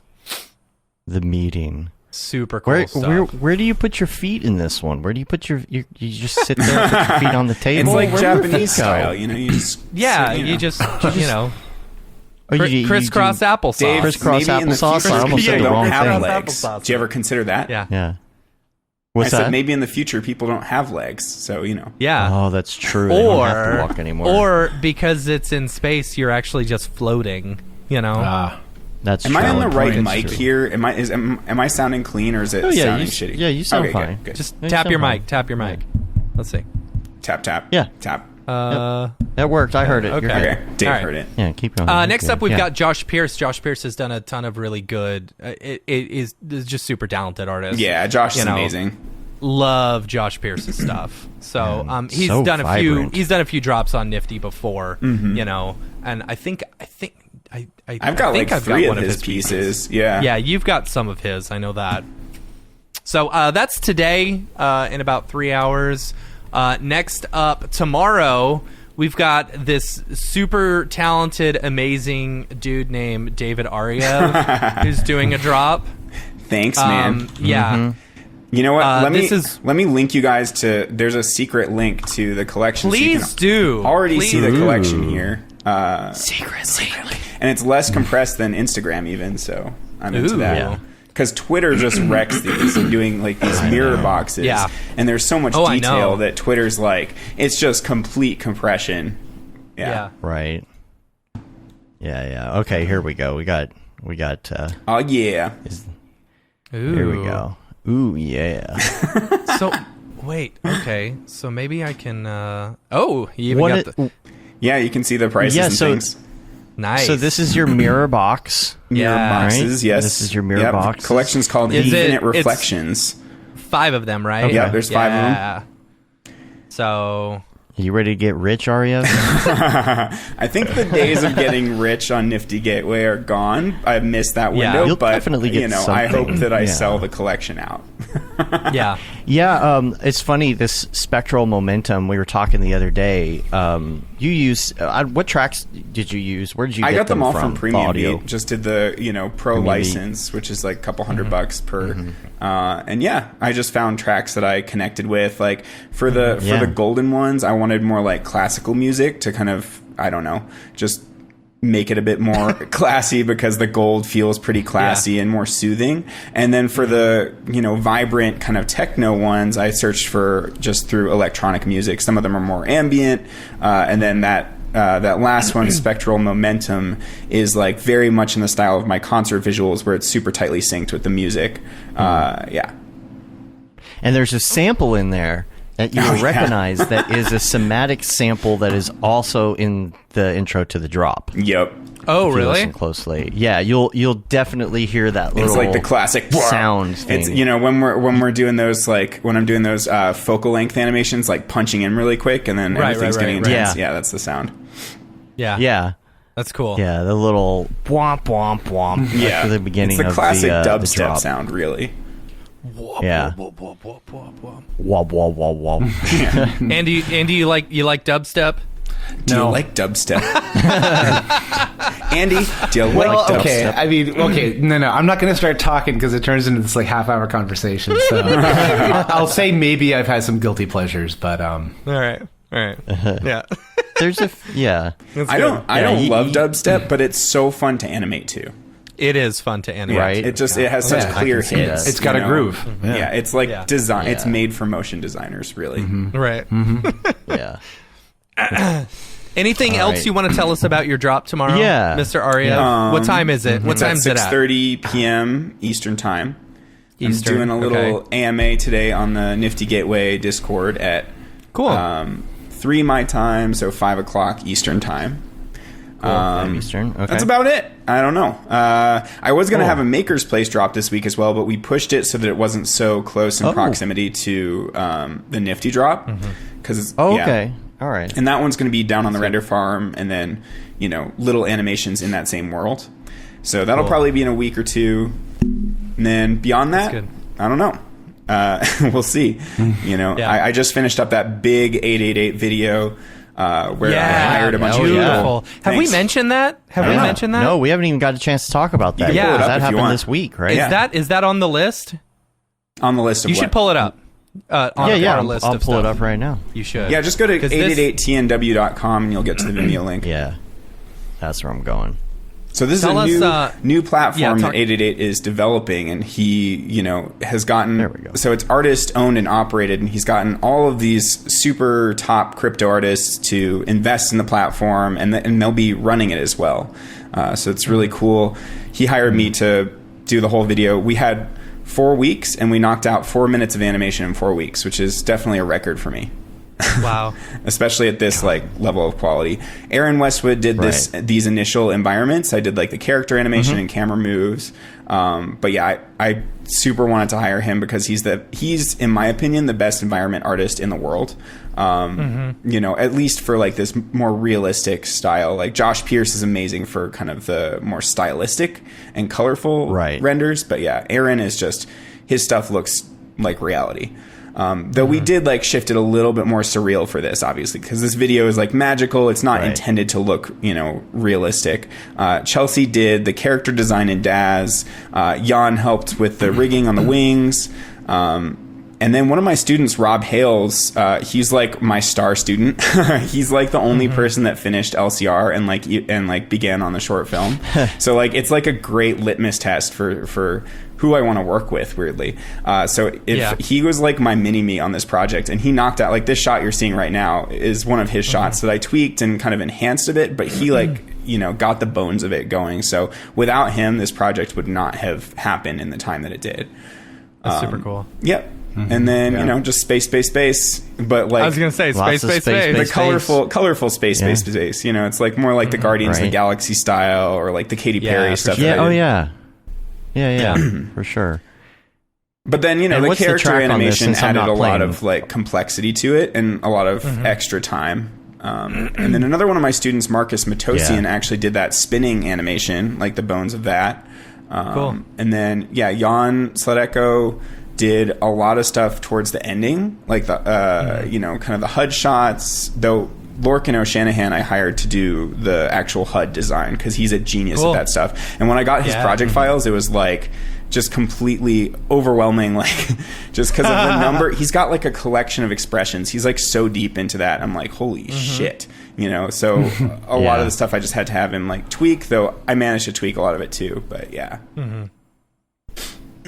So pretty. Yeah. And the track on this too, since I the don't track have is the Blau. audio going. So it's based off of Blau's most popular track, Tokyo, which is what I was editing to. And then towards the end of the project, we couldn't use that actual track because he only owns 20% of it. So he, got his studio guy to basically rework the track and change the key so that we could use it. So it's basically been reworked. And then my buddy Abel Okugawa did the sound design, and his wife Rahima added new vocals to the track. Cool. I cannot believe right now the animation is still going. It's still going. Yeah. I there's all the HUD cannot stuff. believe how long this animation is. Yeah, it was pretty crazy. And how long did it take? 4 weeks. Wow. 4 weeks. Yeah. That's a Yeah, minute how a long's- week. How long Yep. is That the is Oh, I don't have the insane. thing right here. Yeah, what's the total runtime on this again? Just like 4 minutes and 5 seconds, maybe. I can't remember exactly. But yeah. That's a lot of like work. just absolutely insane. Thanks, guys. It was fun though. Like I definitely love, as you know, love these overly ambitious, stupidly ambitious crazy projects. Crazy deadlines. You know, Right. I do love that stuff. Yeah. I didn't. How did you handle the rendering on this? I upgraded my whole render farm. I dropped 15 grand on 6 3090s or 5 3090s. You guys thankfully got me the sixth one. So, Nice. so I've got Yeah. now 2 machines with 2 3090s each, and then my third machine has 4 2080 Ti's, and the one we're building right now for Chelsea is going to have another 2 3090s. So I think the total Octane bench is going to be like 5,600 or something like that. But yeah, it was more than enough to like just render full quality all the time. I didn't do any low sample renders, and there were a lot of changes because 888 wanted to constantly change the people, the artists on the planets, and shift things around. So, you know, at first, like when he first contacted me, he was like, okay, let's do something cool. You've got 4 days. I'm like, 4 days. Yeah. And then it Good extended Lord. to 2 weeks, and then it extended past then. And I was done like within 4 weeks, but then there were like an additional 4 or 5 days where they were like still tweaking the website. And then Blau was tweaking the music. So it was one of those where it was like, rush, and then wait at the end. Yeah. But Yeah. I still got enough sleep. I slept like, 7-8 hours a night, though there were a lot That's of good. late nights. not bad. And, Chelsea doesn't do super That's well. not as with- much as you normally get, but Yeah, no. Yeah, I'm totally like, down to get You're like at- 10 hours you're of a sleep. 12-hour sleeper. 12 hours of sleep, and I'm like Winnie the Pooh up in here. Just super lazy. Yeah. that's funny. But yeah, good times. That's cool, man. Great work. Thanks. It's killer. Yeah. Yeah. And I think in That's, July I'm going to be doing some Z visuals, and then potentially we'll mint a few of the pieces, as well, because that's like my new favorite thing. It's like, all right, I'll take on client work if we can double dip and then release it as an NFT as well. Right. Yeah. It's a good idea. Why not? Yeah. But yeah, That's cool. That's what I got going on. Cool. Awesome. Nice. Well, Matt, you want to go over the other Yeah, ones here? congratulations on your Nifty drop tomorrow. I hope you do really well. I Thanks. hope you Yeah. sell out in less than a minute, I hope so like too. we did with camp. We'll see. I would be Yeah, happy you to can just buy me a sell couple out beers at all. when I'm up there. Yeah. Yeah. Yeah. Yeah. If I sell out, beers are on me for sure at Camp Mograph. Yay! Yeah. All right, you can Beers pay at for the sand beers for the dunes. whole camp. Whole camp. Yeah. Yeah. He's like, wait a minute. now. Wait a I did not minute. agree to that. Actually, last Wait year a we kind of minute. did that. Like EJ and I went and bought like Yeah, that's right. $300 worth Yeah. of beer. Yeah, and then had Yeah. our Nice. little beer tastings. That was fun. That was fun. Yeah. Man, I can't wait for this camp. It's going to be so much fun. I cannot It's wait. going to be so much Everyone's so like socially deprived right now. So. fun. I know. Yeah, I this is know. going to be the first big one. I was out in public yesterday, and I found myself. I was. Awkward. What's the word? No, I was really mean to the person that I was talking to. Really? Yes. Oh, were you being a Karen, Matt? Yeah. No, I wasn't. I mean, he was a friend of mine, but I was being really mean to him. So, and I was like, oh, no, I'm not on the internet anymore. I need to chill out. Oh, God. Yeah. So, anyway, all right, back to this week's Yeah. drop. We're at Dot Pigeon. The 9th, we've where got Dot Pigeon. Yep, Dot this is the Pigeon second is gonna time drop. they've dropped. Yep. Yeah. What's up with the... I think it's a cool looking deal. It's like an astronaut smoking They've got or a something. very distinctive This style. animation that's was interesting. beautiful. I haven't Like seen super pretty this space yet. stuff. Yeah. Like watch this once the this hit right. Oh, Wow. so good. Like This is Dot that Pigeon. looks That's good. real. No, it's amazing. Yeah. No way. That looked totally real. I Yeah. don't know if it was or not. It Yeah, I might was have like, you been. I sure like it this isn't? But part. yeah. Yeah. Gorgeous. I didn't see that's the really end. That's good. funny. That seems like something Martin would do. Yeah. Right. It does. Right. Right? That was a great So- trailer. Yeah. Right. Yeah. Now I feel bad that I didn't make a trailer, but also how would I? Like my stuff's just like abstract Right. mirror boxes. It's Yeah. like here's a mirror box to intro into the mirror boxes. Like I don't Right. know. Right. Right. Right. Yeah.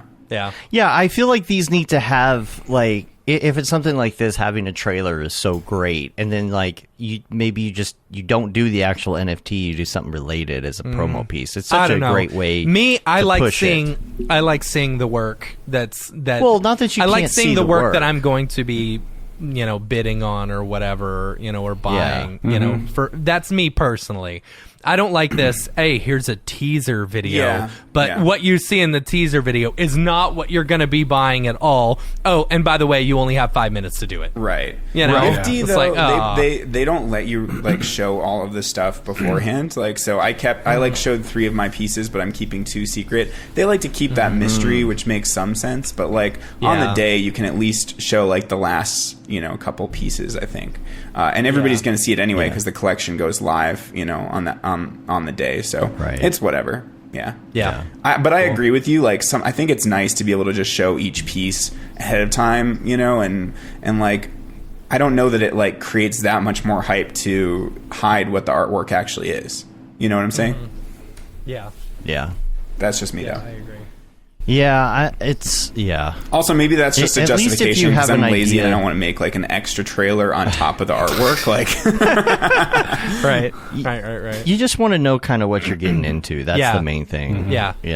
But if you know the artist, then you kind of know. Like if it's an Ariew drop, I'm gonna know kind of what's coming up. maybe. I mean, I have so many different styles. You don't necessarily know which one I'm going to pick. Like, could be abstract, could be something like down on the render farms, all bright and happy and colorful, and then like other stuff is like cyberpunk. But I mean, I don't know. I still feel like I know what I know that I'm guaranteed like a good NFT. I guess that's the thing. If it's a person that I've never heard of, and it's like people are hyping that person up, sometimes it's kind of hard.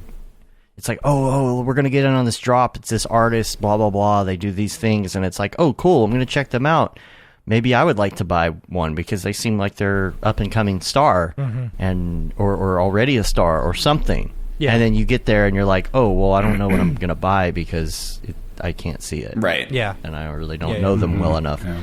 That's kind of the thing, I guess, if you don't know them well enough. But I don't know. Yeah.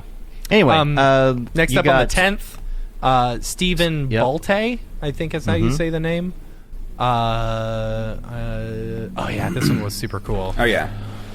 So I don't know the artist. Yeah, this is the second time they've dropped on Nifty as well. Yeah.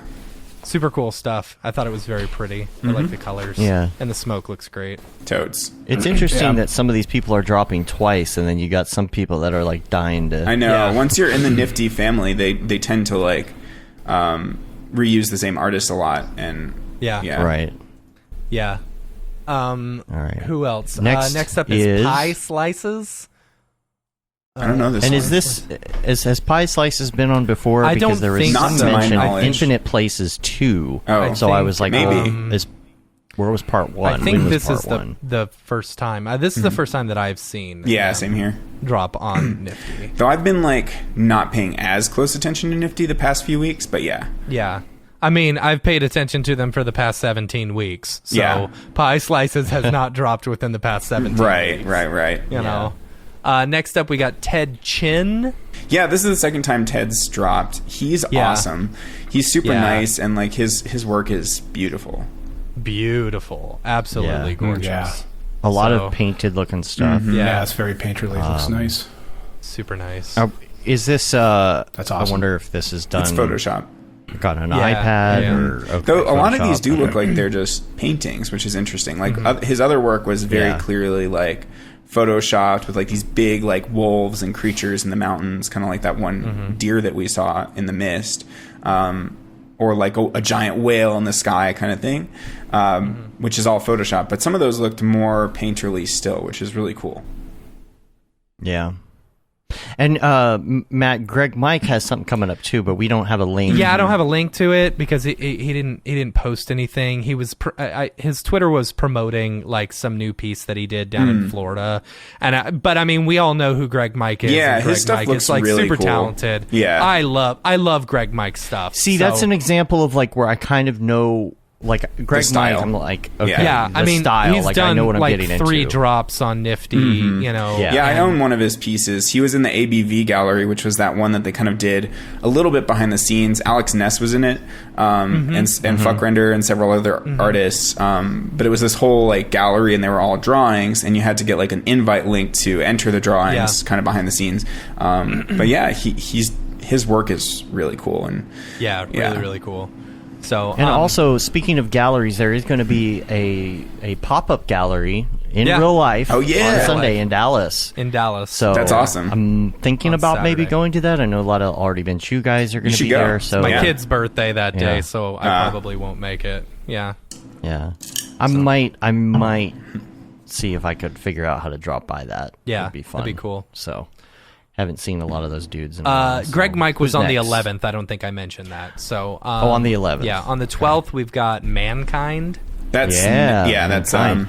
Rhett. Yep, Rhett Dashwood. Yeah. He's amazing. I'm thinking about hitting him up to see if he wants to be on the You show. should 'cause, definitely man, have that him on the show. conversation. Yeah, he's like such a well-spoken dude and so nice, and he's like. Yeah. As far as NFTs and crypto goes, he's like definitely like the expert. Whenever we were doing our Clubhouse chats, he would be like the voice of reason, or like the person we would turn to whenever we didn't know what the hell, because we're super noobs at like crypto still. So it's like, okay, let's bring out Rhett to like say something smart. Yeah. Hey, say something smart. Come on. Okay, give us legitimacy. That's funny. Yeah, so I'm going to ask. That might need to be its own special or something. Let's see if we can work that out. Yeah, that's a good idea. Yeah. Moving over who's to next? Maker's Place. On the 10th, we've got Lumi with Digital Mythology. It's funny. I've noticed like a big difference. So this one is another one of my pet peeves where it's like, oh, here's a teaser, but I'm never going to actually show you what it looks like. Oh, it almost gets in like, focus and doesn't. Oh, that's just rude. You know? Yeah, Gosh, so that's Maker's Place had me mildly make infuriating. a teaser as What? well. Maker's Place had me make a teaser as well for my, down on the render farm drop. But for that, I literally just use clips from the thing because it's like, I'm just going to show you what the artwork looks like, guys. Like, Yeah. I don't like this. Yeah, I know. This is like the video that goes around every once in a while, the GIF of the truck from all those that different it's like angles that's about to try and hit the something. thing. Yeah.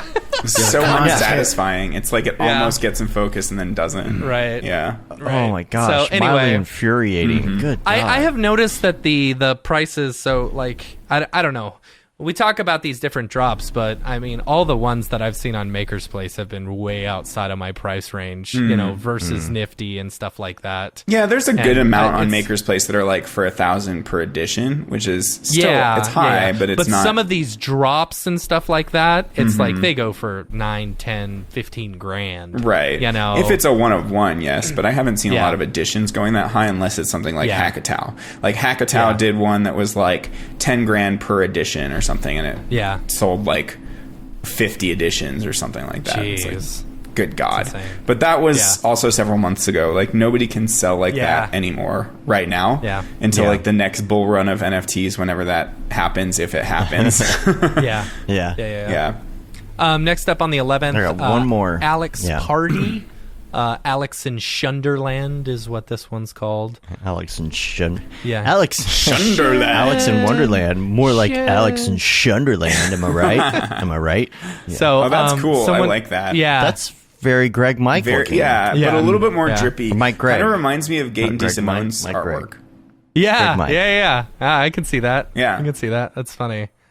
Someone said, what was it? Oh, they called it a brightmare instead of a like it. nightmare. It was Yeah, like a Brightmare. brightmare. That's really you cool. know? I thought that was pretty cool. So neat looking stuff. So that's it as far as the big drops going on this week. As far as the community drops, we've got a couple. Brandon Parvini dropped a couple of them on Foundation Dango. this week. I just love his work. Yeah, I saw it's his so work is so good. good. It's awesome. That's so unique. So good. Yeah. Very unique, and he uses Yeah. like standard render for this Yeah. stuff too. Yeah. He's the only Jeez, only awesome. person I've ever met that can make standard render look good. I know. So yeah, that's the other one. Sick. Yeah, that's And cool. he got a bid on one of his previous ones. I think that one went through, which was pretty cool. That was like his first drop was. So badass. Dude, and I was drippy. gonna I don't know bid- how he does that. I know. Well, he goes into it. You should watch his Maxon talk from cool. last month. I've got so many Maxon talks and like courses to catch up on. I haven't watched a course in like a year and a half because I've gone from like doing the School of Motion course for a year, then right into NFTs for the past like 6 months and never had a break. Like this weekend was the first weekend that I took the entire weekend off. I said, hey, let's play Halo. You're like, all right, cool. All right, let's do it. Like, oh, that doesn't happen. You must be very slow. Yeah.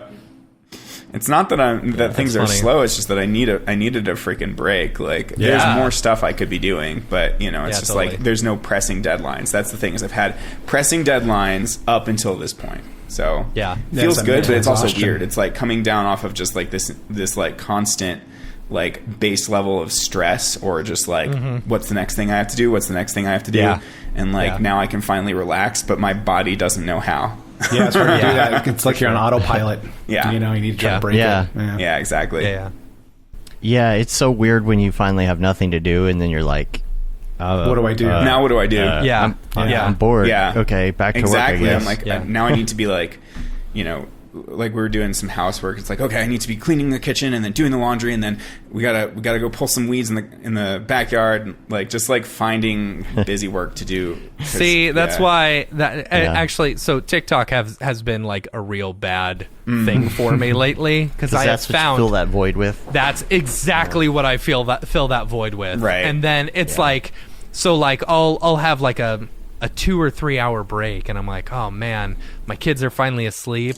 I should go clean my kitchen, you know. And then I get on TikTok and like, Whoops! the whole time I'm like, oh, I should get up. Oh, but I've sat here for an hour and I'm really relaxed. I don't want to get up and do anything now. The dishes are you still know? in the sink. Yeah. Yeah, it's a terrible like cycle to be in. Yeah, I So- reached that one. That TikTok yesterday where there'll be somebody who's like, "You should put the phone down." Oh yeah. Like, one of hey, you've been those. scrolling for way too long. It's like, hey, shut up. Or the one You don't tell me what that's to like- do. Yeah. Skip. It's like, hey, I know you're on TikTok right now. You had time to do that, but you didn't put those clothes up that are in the laundry basket over there. Yep. Back into the doghouse. Yep. Know me too well. One more community also, drop. We had Gustav Feldstrom. At Is that how you Botched. say his last Yeah. name? I'm always No. wondering. Because Is it's it like not? so, I don't know. It's just so like Icelandic Feldstrom? sounding. Like Feldstrom? I think it's like Fieldstrom. I don't know. Fieldstrom. I don't know how it's Yeah. pronounced. I'm just wondering. Gustav, how do you pronounce your last name? Gustav's You in the were chat. you were on the he was on the show. And Fieldstrom. you still don't even Gustav Yeah, I messed Fieldstrom. everything. Fieldstrom.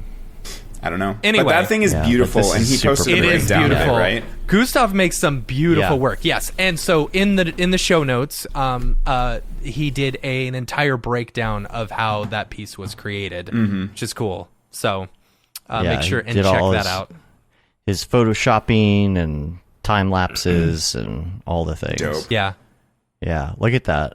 I mean, he goes Oh, is that way the? into Did he it create and the into music the audio too? as well. Jesus, Yeah, that always like he's a big audio dude. blows my mind when like Dave. I'm like, oh yeah, you made the music for that too. It's like, I don't know how you have the time to be good at both. I don't I don't have the I time. I, don't. just screw around enough to be dangerous with Right. it. So, man, this is gorgeous. I wonder what is he shooting this on. I don't know. Man, Six-string his bass, room's that's looking nice. Yeah. Look at the lighting and stuff. That's Les Claypool style. Yeah, This is one gorgeous behind the scenes video for sure. Schmoopy's here. Look at that. Look at that. It's freaking fantastic. nice. Yeah. So check that all out in right. the show notes. Dave, we had an email? Also, yeah, we did have an email. This is our last one here. It says, hope you're doing well. I mentioned previously, this is from Jack, by the way. I mentioned previously about an NFT drop I'm involved with that's upcoming on Tuesday, June 8th. Please find the attached press release for the DJs You Can Eat. The artworks are being sold at rareable.com/DJs You Can Eat. and are involved with Motherland.art, which launches the same day. Motherland.art is a digital art concept spearheaded by Larry Slattery. Yes, I think I got that right. The concept is represented by a collective of artists interested in creative sovereignty, immorality, inclusivity, and doing good. For every piece of art sold by the collective, 5% goes to charity of the artist's choice. All this includes secondary sales as well. GJYCE isn't mine, so you don't have to mention it by name. Well, I did. If you could mention Motherland.art and the drop itself would be amazing. Let me make sure that I bring this up here, and I will link to this in the show notes as well under the community drops. You can check it out there. I'm loading up the Motherland site as well as the Rarible right now, so you can check it out here on the screens and things. You can see this talks about everything about the percentages and all of that. Let's see if it came up here on Rarible's like just sitting here, just thinking. I don't know why. Maybe I have to log into a MetaMask or something. No, you shouldn't. No, you shouldn't have to. Yeah, I don't Floyd know. Mayweather is on Rarible. Ugh. Anyway, Did you see Yeah, it looks people's, like Rarible. his oh daily? my gosh, it was But so, it was so funny because he predicted, like Matt, we were on Yeah. Halo last night, and Matt was like, "Oh, they keep hugging. They're just hugging." Yeah. And like Beeple's daily was them making out. Yeah. But it was way before the fight, so he totally predicted it. Just a stupid publicity stunt. It was It made such me a log in. publicity stunt. It made me log in That's weird. before it would open at all. That's bizarre. Didn't Okay, make me well, log in. I got it now, so here we are. Apparently, Got all the Showtime things. issued a statement regarding possible refunds after the fight. Wow. Because the event, Why? like the it was so lame? stream crashed a few Oh, times. okay. Yeah. You know. Oh, okay. I like this one right here. It's called Skrill Eggs. I don't know if you can see it, but yeah, it has.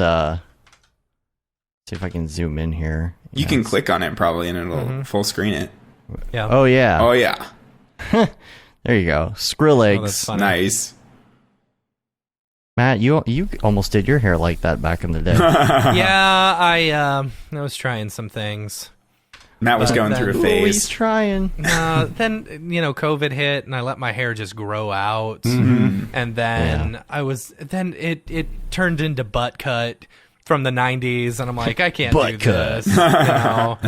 And then I finally cut it, and the butt cut stayed, like the part stayed, and I was like, okay, now I can't get this thing right here to not be curly anymore. It's been a constant struggle. It's a struggle, man. Sorry, I haven't had a good Kentaro. hair day in like 2 years. I haven't had a Oh, haircut Goose- since the beginning of COVID. Yeah. You cut it really short at one point. I did, And for now my it's all wedding. back to where it is. Yeah. Gustav put the pronunciation Gustav. of Oh, excellent. Fjellstrom. Oh, I got it. Fjellstrom. Fjellstrom. I totally got it. Fjellstrom. Yeah, that's a toughie. And also, Kentaro asks if we have ever considered streaming on Twitch. We Yes, do have stream on considered Oh, Twitch. he it. said the American Because we are- pronunciation is Fjellstrom. we are streaming. But what is Fjellstrom. what is the like? Is it Icelandic or is it like? Fjellstrom. Anyway, I'll We shut are up about currently it now. streaming to Twitch right now as you speak, as you listen, as we speak, as you listen. Yeah. Is that it for the drop? Oh, Oh God, Oh, here's Dorpy. boy. I haven't met Dorpy Hey. in person before yet. Maybe I have. Sure you I, have. okay, I guess did. technically Yeah, you I have. haven't either. Did We he met come up on the before. Peter Costi episode? Yeah. He did. He did. Okay, never mind. He's on every episode. yeah. Sadly. What up, dog? My gosh. I've been working on a new NFT this week. It's going to be a series of wolf portraits, like you see on the T-shirts. You know, you can buy the whole thing. It's a series on Rarible. It's called A Pack of Wolves. All right, maybe that wasn't a very good joke, but I've been under the weather a little bit lately. I tried to go to the doctor, but I quickly refused care because he tried to give me a CAT scan. That's so That one stupid. was What's so going bad. on So here? bad. Welcome to this alternate You just had the universe. same reaction as every Bad dad guest when jokes. Dorothy shows up. What is Right. going on? I'm just waiting for the cigar and poo jokes. Yeah. I think maybe my next NFT is going to be a series of mirror boxes that I put on Nifty. Dorpy, that's literally what David Ariew is doing this week. Oh, well, son of a Dorpy. But I'm allowed to say it if it's true, right? All right, bye. Thought you were gonna say. Anyway, all right, Dorothy. Bravo, Dorpy. All right. Dorpy is on that new special advertisement for the summer, and I love green that. screen him. That was interesting. What was the what does he say? Be there. Be there. Yeah. Oh, I love that ad though. That was some solid work, dude. Like, yeah. Thanks. it was like Yeah. it went from like 80s TV commercial to very solid sports graphics that you'd see on TV. Like, yeah, with the and when people the and then like the Yeah. lines come Yeah. in, it's so good. Oh good. man, Yeah. I had fun with that. I had fun with Ableton, and a couple weeks ago I spent like 2 days over a weekend just like, diving into that, Yeah. which is it's hard to do when you don't know the program that well. I'm getting there. Getting there. Toads. I enjoy doing things outside the realm of motion graphics a little bit. So Awesome. yeah, I think that's all we got for the drop. All right. Is there anything else, man? Or we? I'll we get the good? heck I out think of that's here. it. Yeah, let's. right, we're gonna let you go. I mean, we're gonna go back to the regular show, but Yep. we've got to continue this Star Wars discussion. I know I'm out. Yeah, Go for it. Dude, I'm going to start Yeah, my David, own send me podcast. I know track. exactly where we left off. I know exactly Yeah? where we Oh, left okay. off. Let's continue. We'll All right. get back. All right, nerds. Catch y'all later. If you have a drop coming up, or if you drop in on an NFT, feel free to shoot us an email, info@mograph.com. We'll pimp it on the show. But yeah, thank you for everyone. Let's get back to the other get show. out of here. Bye, everybody. Rockin'. See you, man. Is this the fucking mic? This is exactly what I should be doing. On the drop, you need to have Dorpy on there as well, like pop his head up in the corner or something. Be there. Be there. You are there. You have to tell me So- the origins of Dorpy. Yeah, The what? origins of there are really no origins. It's I bought that puppet. I didn't know what I was going to do Yeah. with it. Yeah. I just thought it was funny. Yeah. And then I decided, oh, okay, well, we'll just put him on the show and have him make terrible jokes. Okay. Yeah. So It worked. Yeah. It does. Yeah. Yeah. So where did you leave off on your? What I was gonna say discussion? is Kylo Ren is a good bad guy, right? And like you said, yeah, he's like kind of whiny and whatever, but I feel like that is so much like a Sith. A Sith is like they're just their emotions are entangled and they don't Yeah. have control of it, and that is They're so underdeveloped. much. Yeah, Yeah. underdeveloped. Can I- Anger leads to the dark side, and Yeah. it's like that And I is mean- perfectly him. I totally agree with you on that. But can I tell you the one thing that kind of drives me a little bananas about his character? Sure. All right. Is Adam Driver? Mm-hmm. He doesn't look like his parents. Yeah, okay. And I know, I Right. know that's kind of nitpicking. yeah. I'll be the first to admit it. But when you put the two parents together, you're like, I'm sorry, but Kylo Ren is not your child. Yeah. Yeah. know, well, I and- mean, it could have been, created from the Force, It could be a mutation in the, face. Force made him look like Yeah, that. it could be the midichlorians kind of like warped his face differently or something. And his nipples. Yeah. Yeah, it could be Right. like Sith Elephant Man or something. right. Mm-hmm. Right? Elephant Sith. Yeah. Right. I'm You reaching. know, I mean, Rey and him have this bond together. Yeah. Yeah. And then there's I'm not an animal. I am a Sith Lord. Yeah.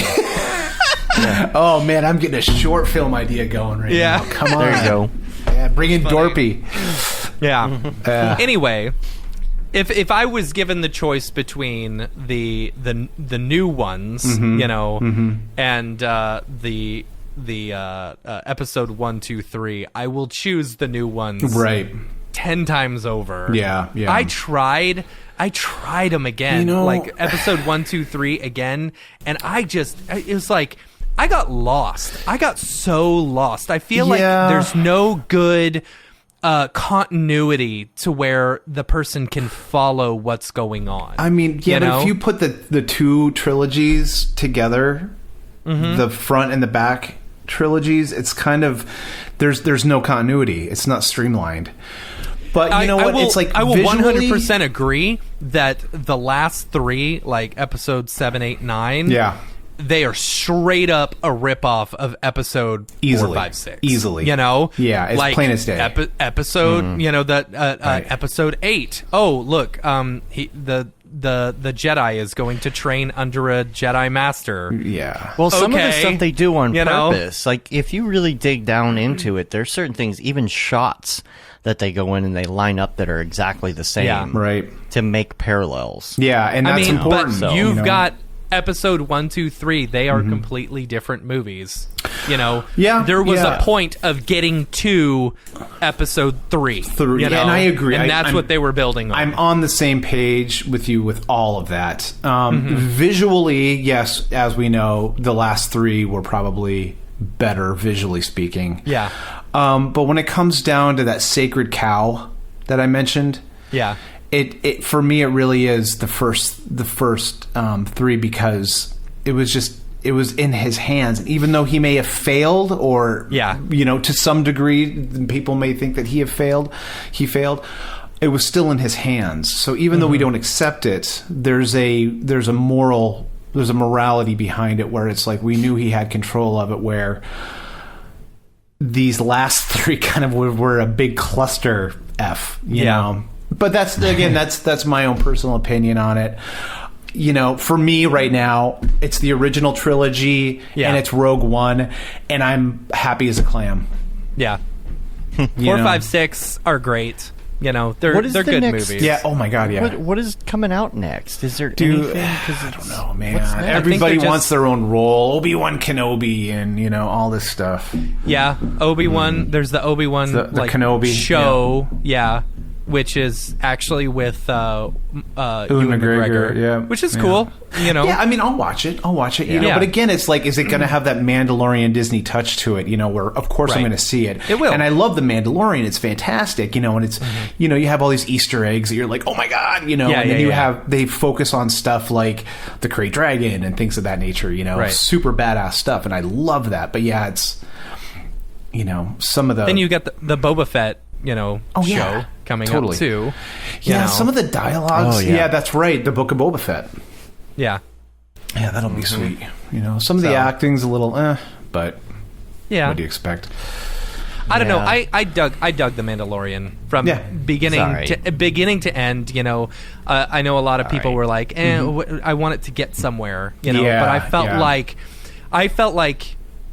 I don't know, because it's episodic. Yeah, you can't give it all away right at the the beginning. No. You got to build off of it. And yes, it was kind of formulaic, but that's the way a TV show is. Yeah, and I think and it's a space western. Yeah, it's that's spaghetti what it western is. in space. Yeah, totally. Yeah. And it's kind of paying homage to George Lucas as well in regards to that, But I also feel like some of the episodes were a little lost in regards to kind of who was directing it. Like, some felt like I was watching an episode of Xena, or something like that. Like, but every episode was the same. Like, the Mandalorian has one solid goal. We all know that he's trying to get little green dude from point A to point B, right? But it's like in between, he has to stop and get some milk on the way. He's got to get the milk on the way. He's got all these little micro adventures, and so it's all part of, like you said, like the whole episode thing. But it's like they're kind of repeating the formula where it's like, you got to save this village from the he always makes a deal with people, and Mandalorian keeps his word. Absolutely. So he's got to do the deal in order to get the other thing. He stops on a planet for a pack of cigarettes, and before pack you know of it, galactic smokes, right? Yeah. But I mean, it's great for that, I mean, if you know it's going to be an episode and like that, episodic, then it's worth it. Yeah. Anyway, Bob Walmsley in the chat here. Hey, Bob. You showed up Bob, right at when the is end. When is the GPU accelerated X particles come out? Come on. We're waiting for it. Sitting Like here he can say twiddling anything. my thumbs, waiting. We're all waiting. Cannot wait. Cannot wait. Yeah. Yeah. Let's see. Ooh, sneak peeks on XP on YouTube. I'm Ooh. gonna have to go check them out. So let me ask you one Got last GPU Star Wars down. question. Yes. If Yes. you got thrown down comfortably onto a desolate island, and you were by yourself for eternity, and you can only have one Star Wars film that you could watch over and over, which one would it be? Oh, that's easy for me. What is it? Episode 4. That's Rogue One. Wait, Episode 4. I heard one at the same time, then I heard episode, and then I heard Rogue. Rogue One for me. Yeah. Episode 4. I'd choose that one. Really? Yeah, just because it's easy, and it's got a good beginning, middle, end, and it's not like you need to know anything before or after. You just Okay. there's no crazy spoilers or anything, where it's like, oh, I need to know more about this. It's like, nope, there it is. Yeah. That's a good story. What is it for you? I'd probably say Empire or Rogue One, but man, that's. I mean, obviously I don't have options here. I would probably say Rogue One. I hate to say it because I feel like I'm betraying the original trilogy, but I mean, just like, I don't know, man. Now you guys are stressing me out. I stress myself out with my own question. That's funny. I'd probably say, I don't know, man.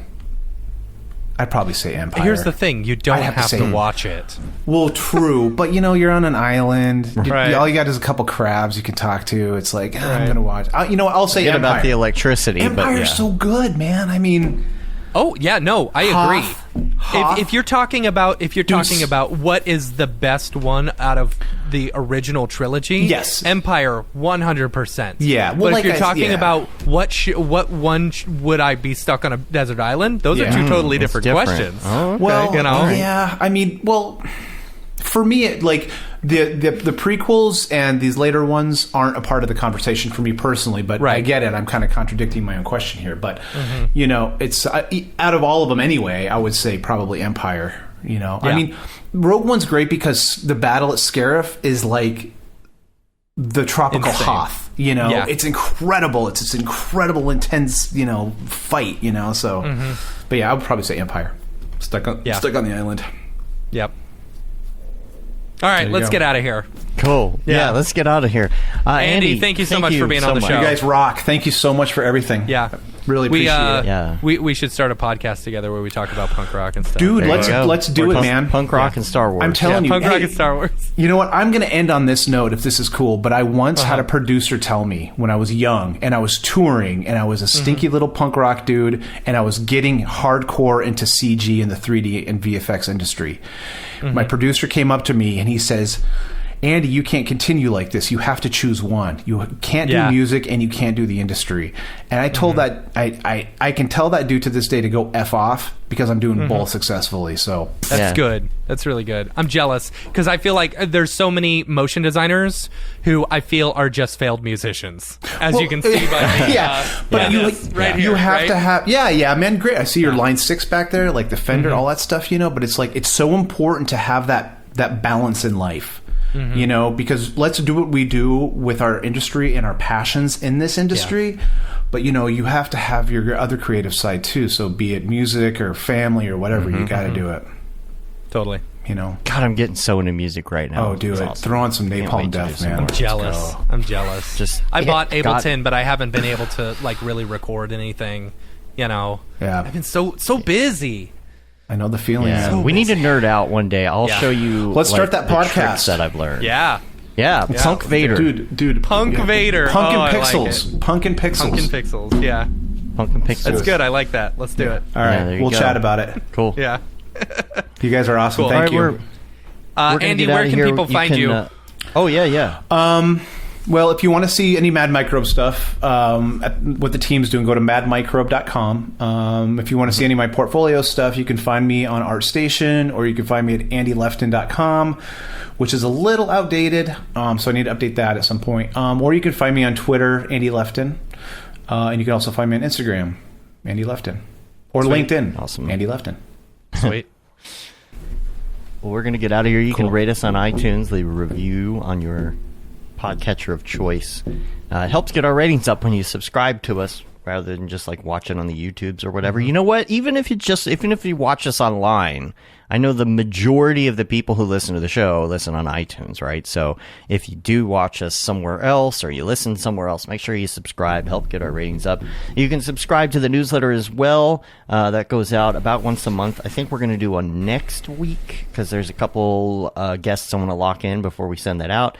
You can say you've been there, done that, got the T-shirt with the Mograph logo tee, the Paul Babb, Feel the Babb 2020 shirt. That's classic. All the profits from that go to Doctors Without Borders. Nice. The Render Things T-shirt, hoodie, and long sleeve tee. The That Render is Fire shirt, which you're only allowed to wear ironically, unless you're shams. And what else do I have left? The Mograph Blandishment shirt. Make sure you get that. I've got to go get myself a couple more of these shirts in the smaller size now because I put my Mograph shirt on in the XL the other day and it was rather large. Yeah. Rather large. I was almost to a 2X at one point. My XLs were getting tight. A medium or a small, right? Large or medium. Now we're in the medium Maxon shirt, which is something I never thought I would do. Yeah. But, so I'm going to get myself some new medium Mograph shirts to wear around because I'm just not wearing those other ones anymore. And maybe we'll come out with some new ones for NAB or something. And we're on Facebook, Twitter, Instagram, YouTube, Mograph.com, and TikTok. Check us out on there. Follow us, like our things, and all of that. And there should be some more content coming there shortly as well. So. Yep. Cool. That wraps it up, though, and we're going to get out of here. Until next time, I'm Dave. And I'm Matt. And I'm Andy. Have a good one. Later, yo. Bye, guys. I have no idea what's going on in WWDC. I'm like, I've got it over here. Something emoji, something inside joke. Now I can make my face a teddy bear. And then I can send it to all of my friends like you do every day. Right? Thanks for making a feature I'm going to use one time.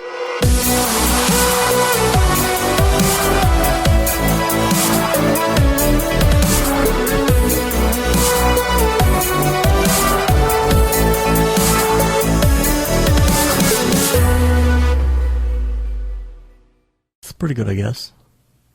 Mograph.com, an online resource for motion graphic artists. Start your week with the Mograph podcast. Industry news, interviews with your favorite artists, and terrible humor. Watch live shows and interviews from Mograph events like NAB, SIGGRAPH, Half-Res, and local meetups. Our Mograph Talks feature live demos and motivation from artists all around the world. Sometimes you gotta make stuff that you're not gonna put on your reel, and I'm not here to judge. What if Rick and Morty show up for the countdown at midnight? That's where I peaked in life, in my career. We gotta stop this thing, Rick! It's gonna kill us all! Hear from the people that create your software, design your render engines, and artists that are changing the face of modern motion graphics. You get that render done. Yeah, you better frame what? Mograph tutorials and online classes will teach you about Cinema 4D, After Effects, as well as other popular software and render engines. Throw in the HDR Studio, take the render settings, pick the HDR, put in reflection, and gorgeous. Branch into new software. Learn time-saving tips, techniques, workflows, and lessons that'll keep you up to date in the world of motion design.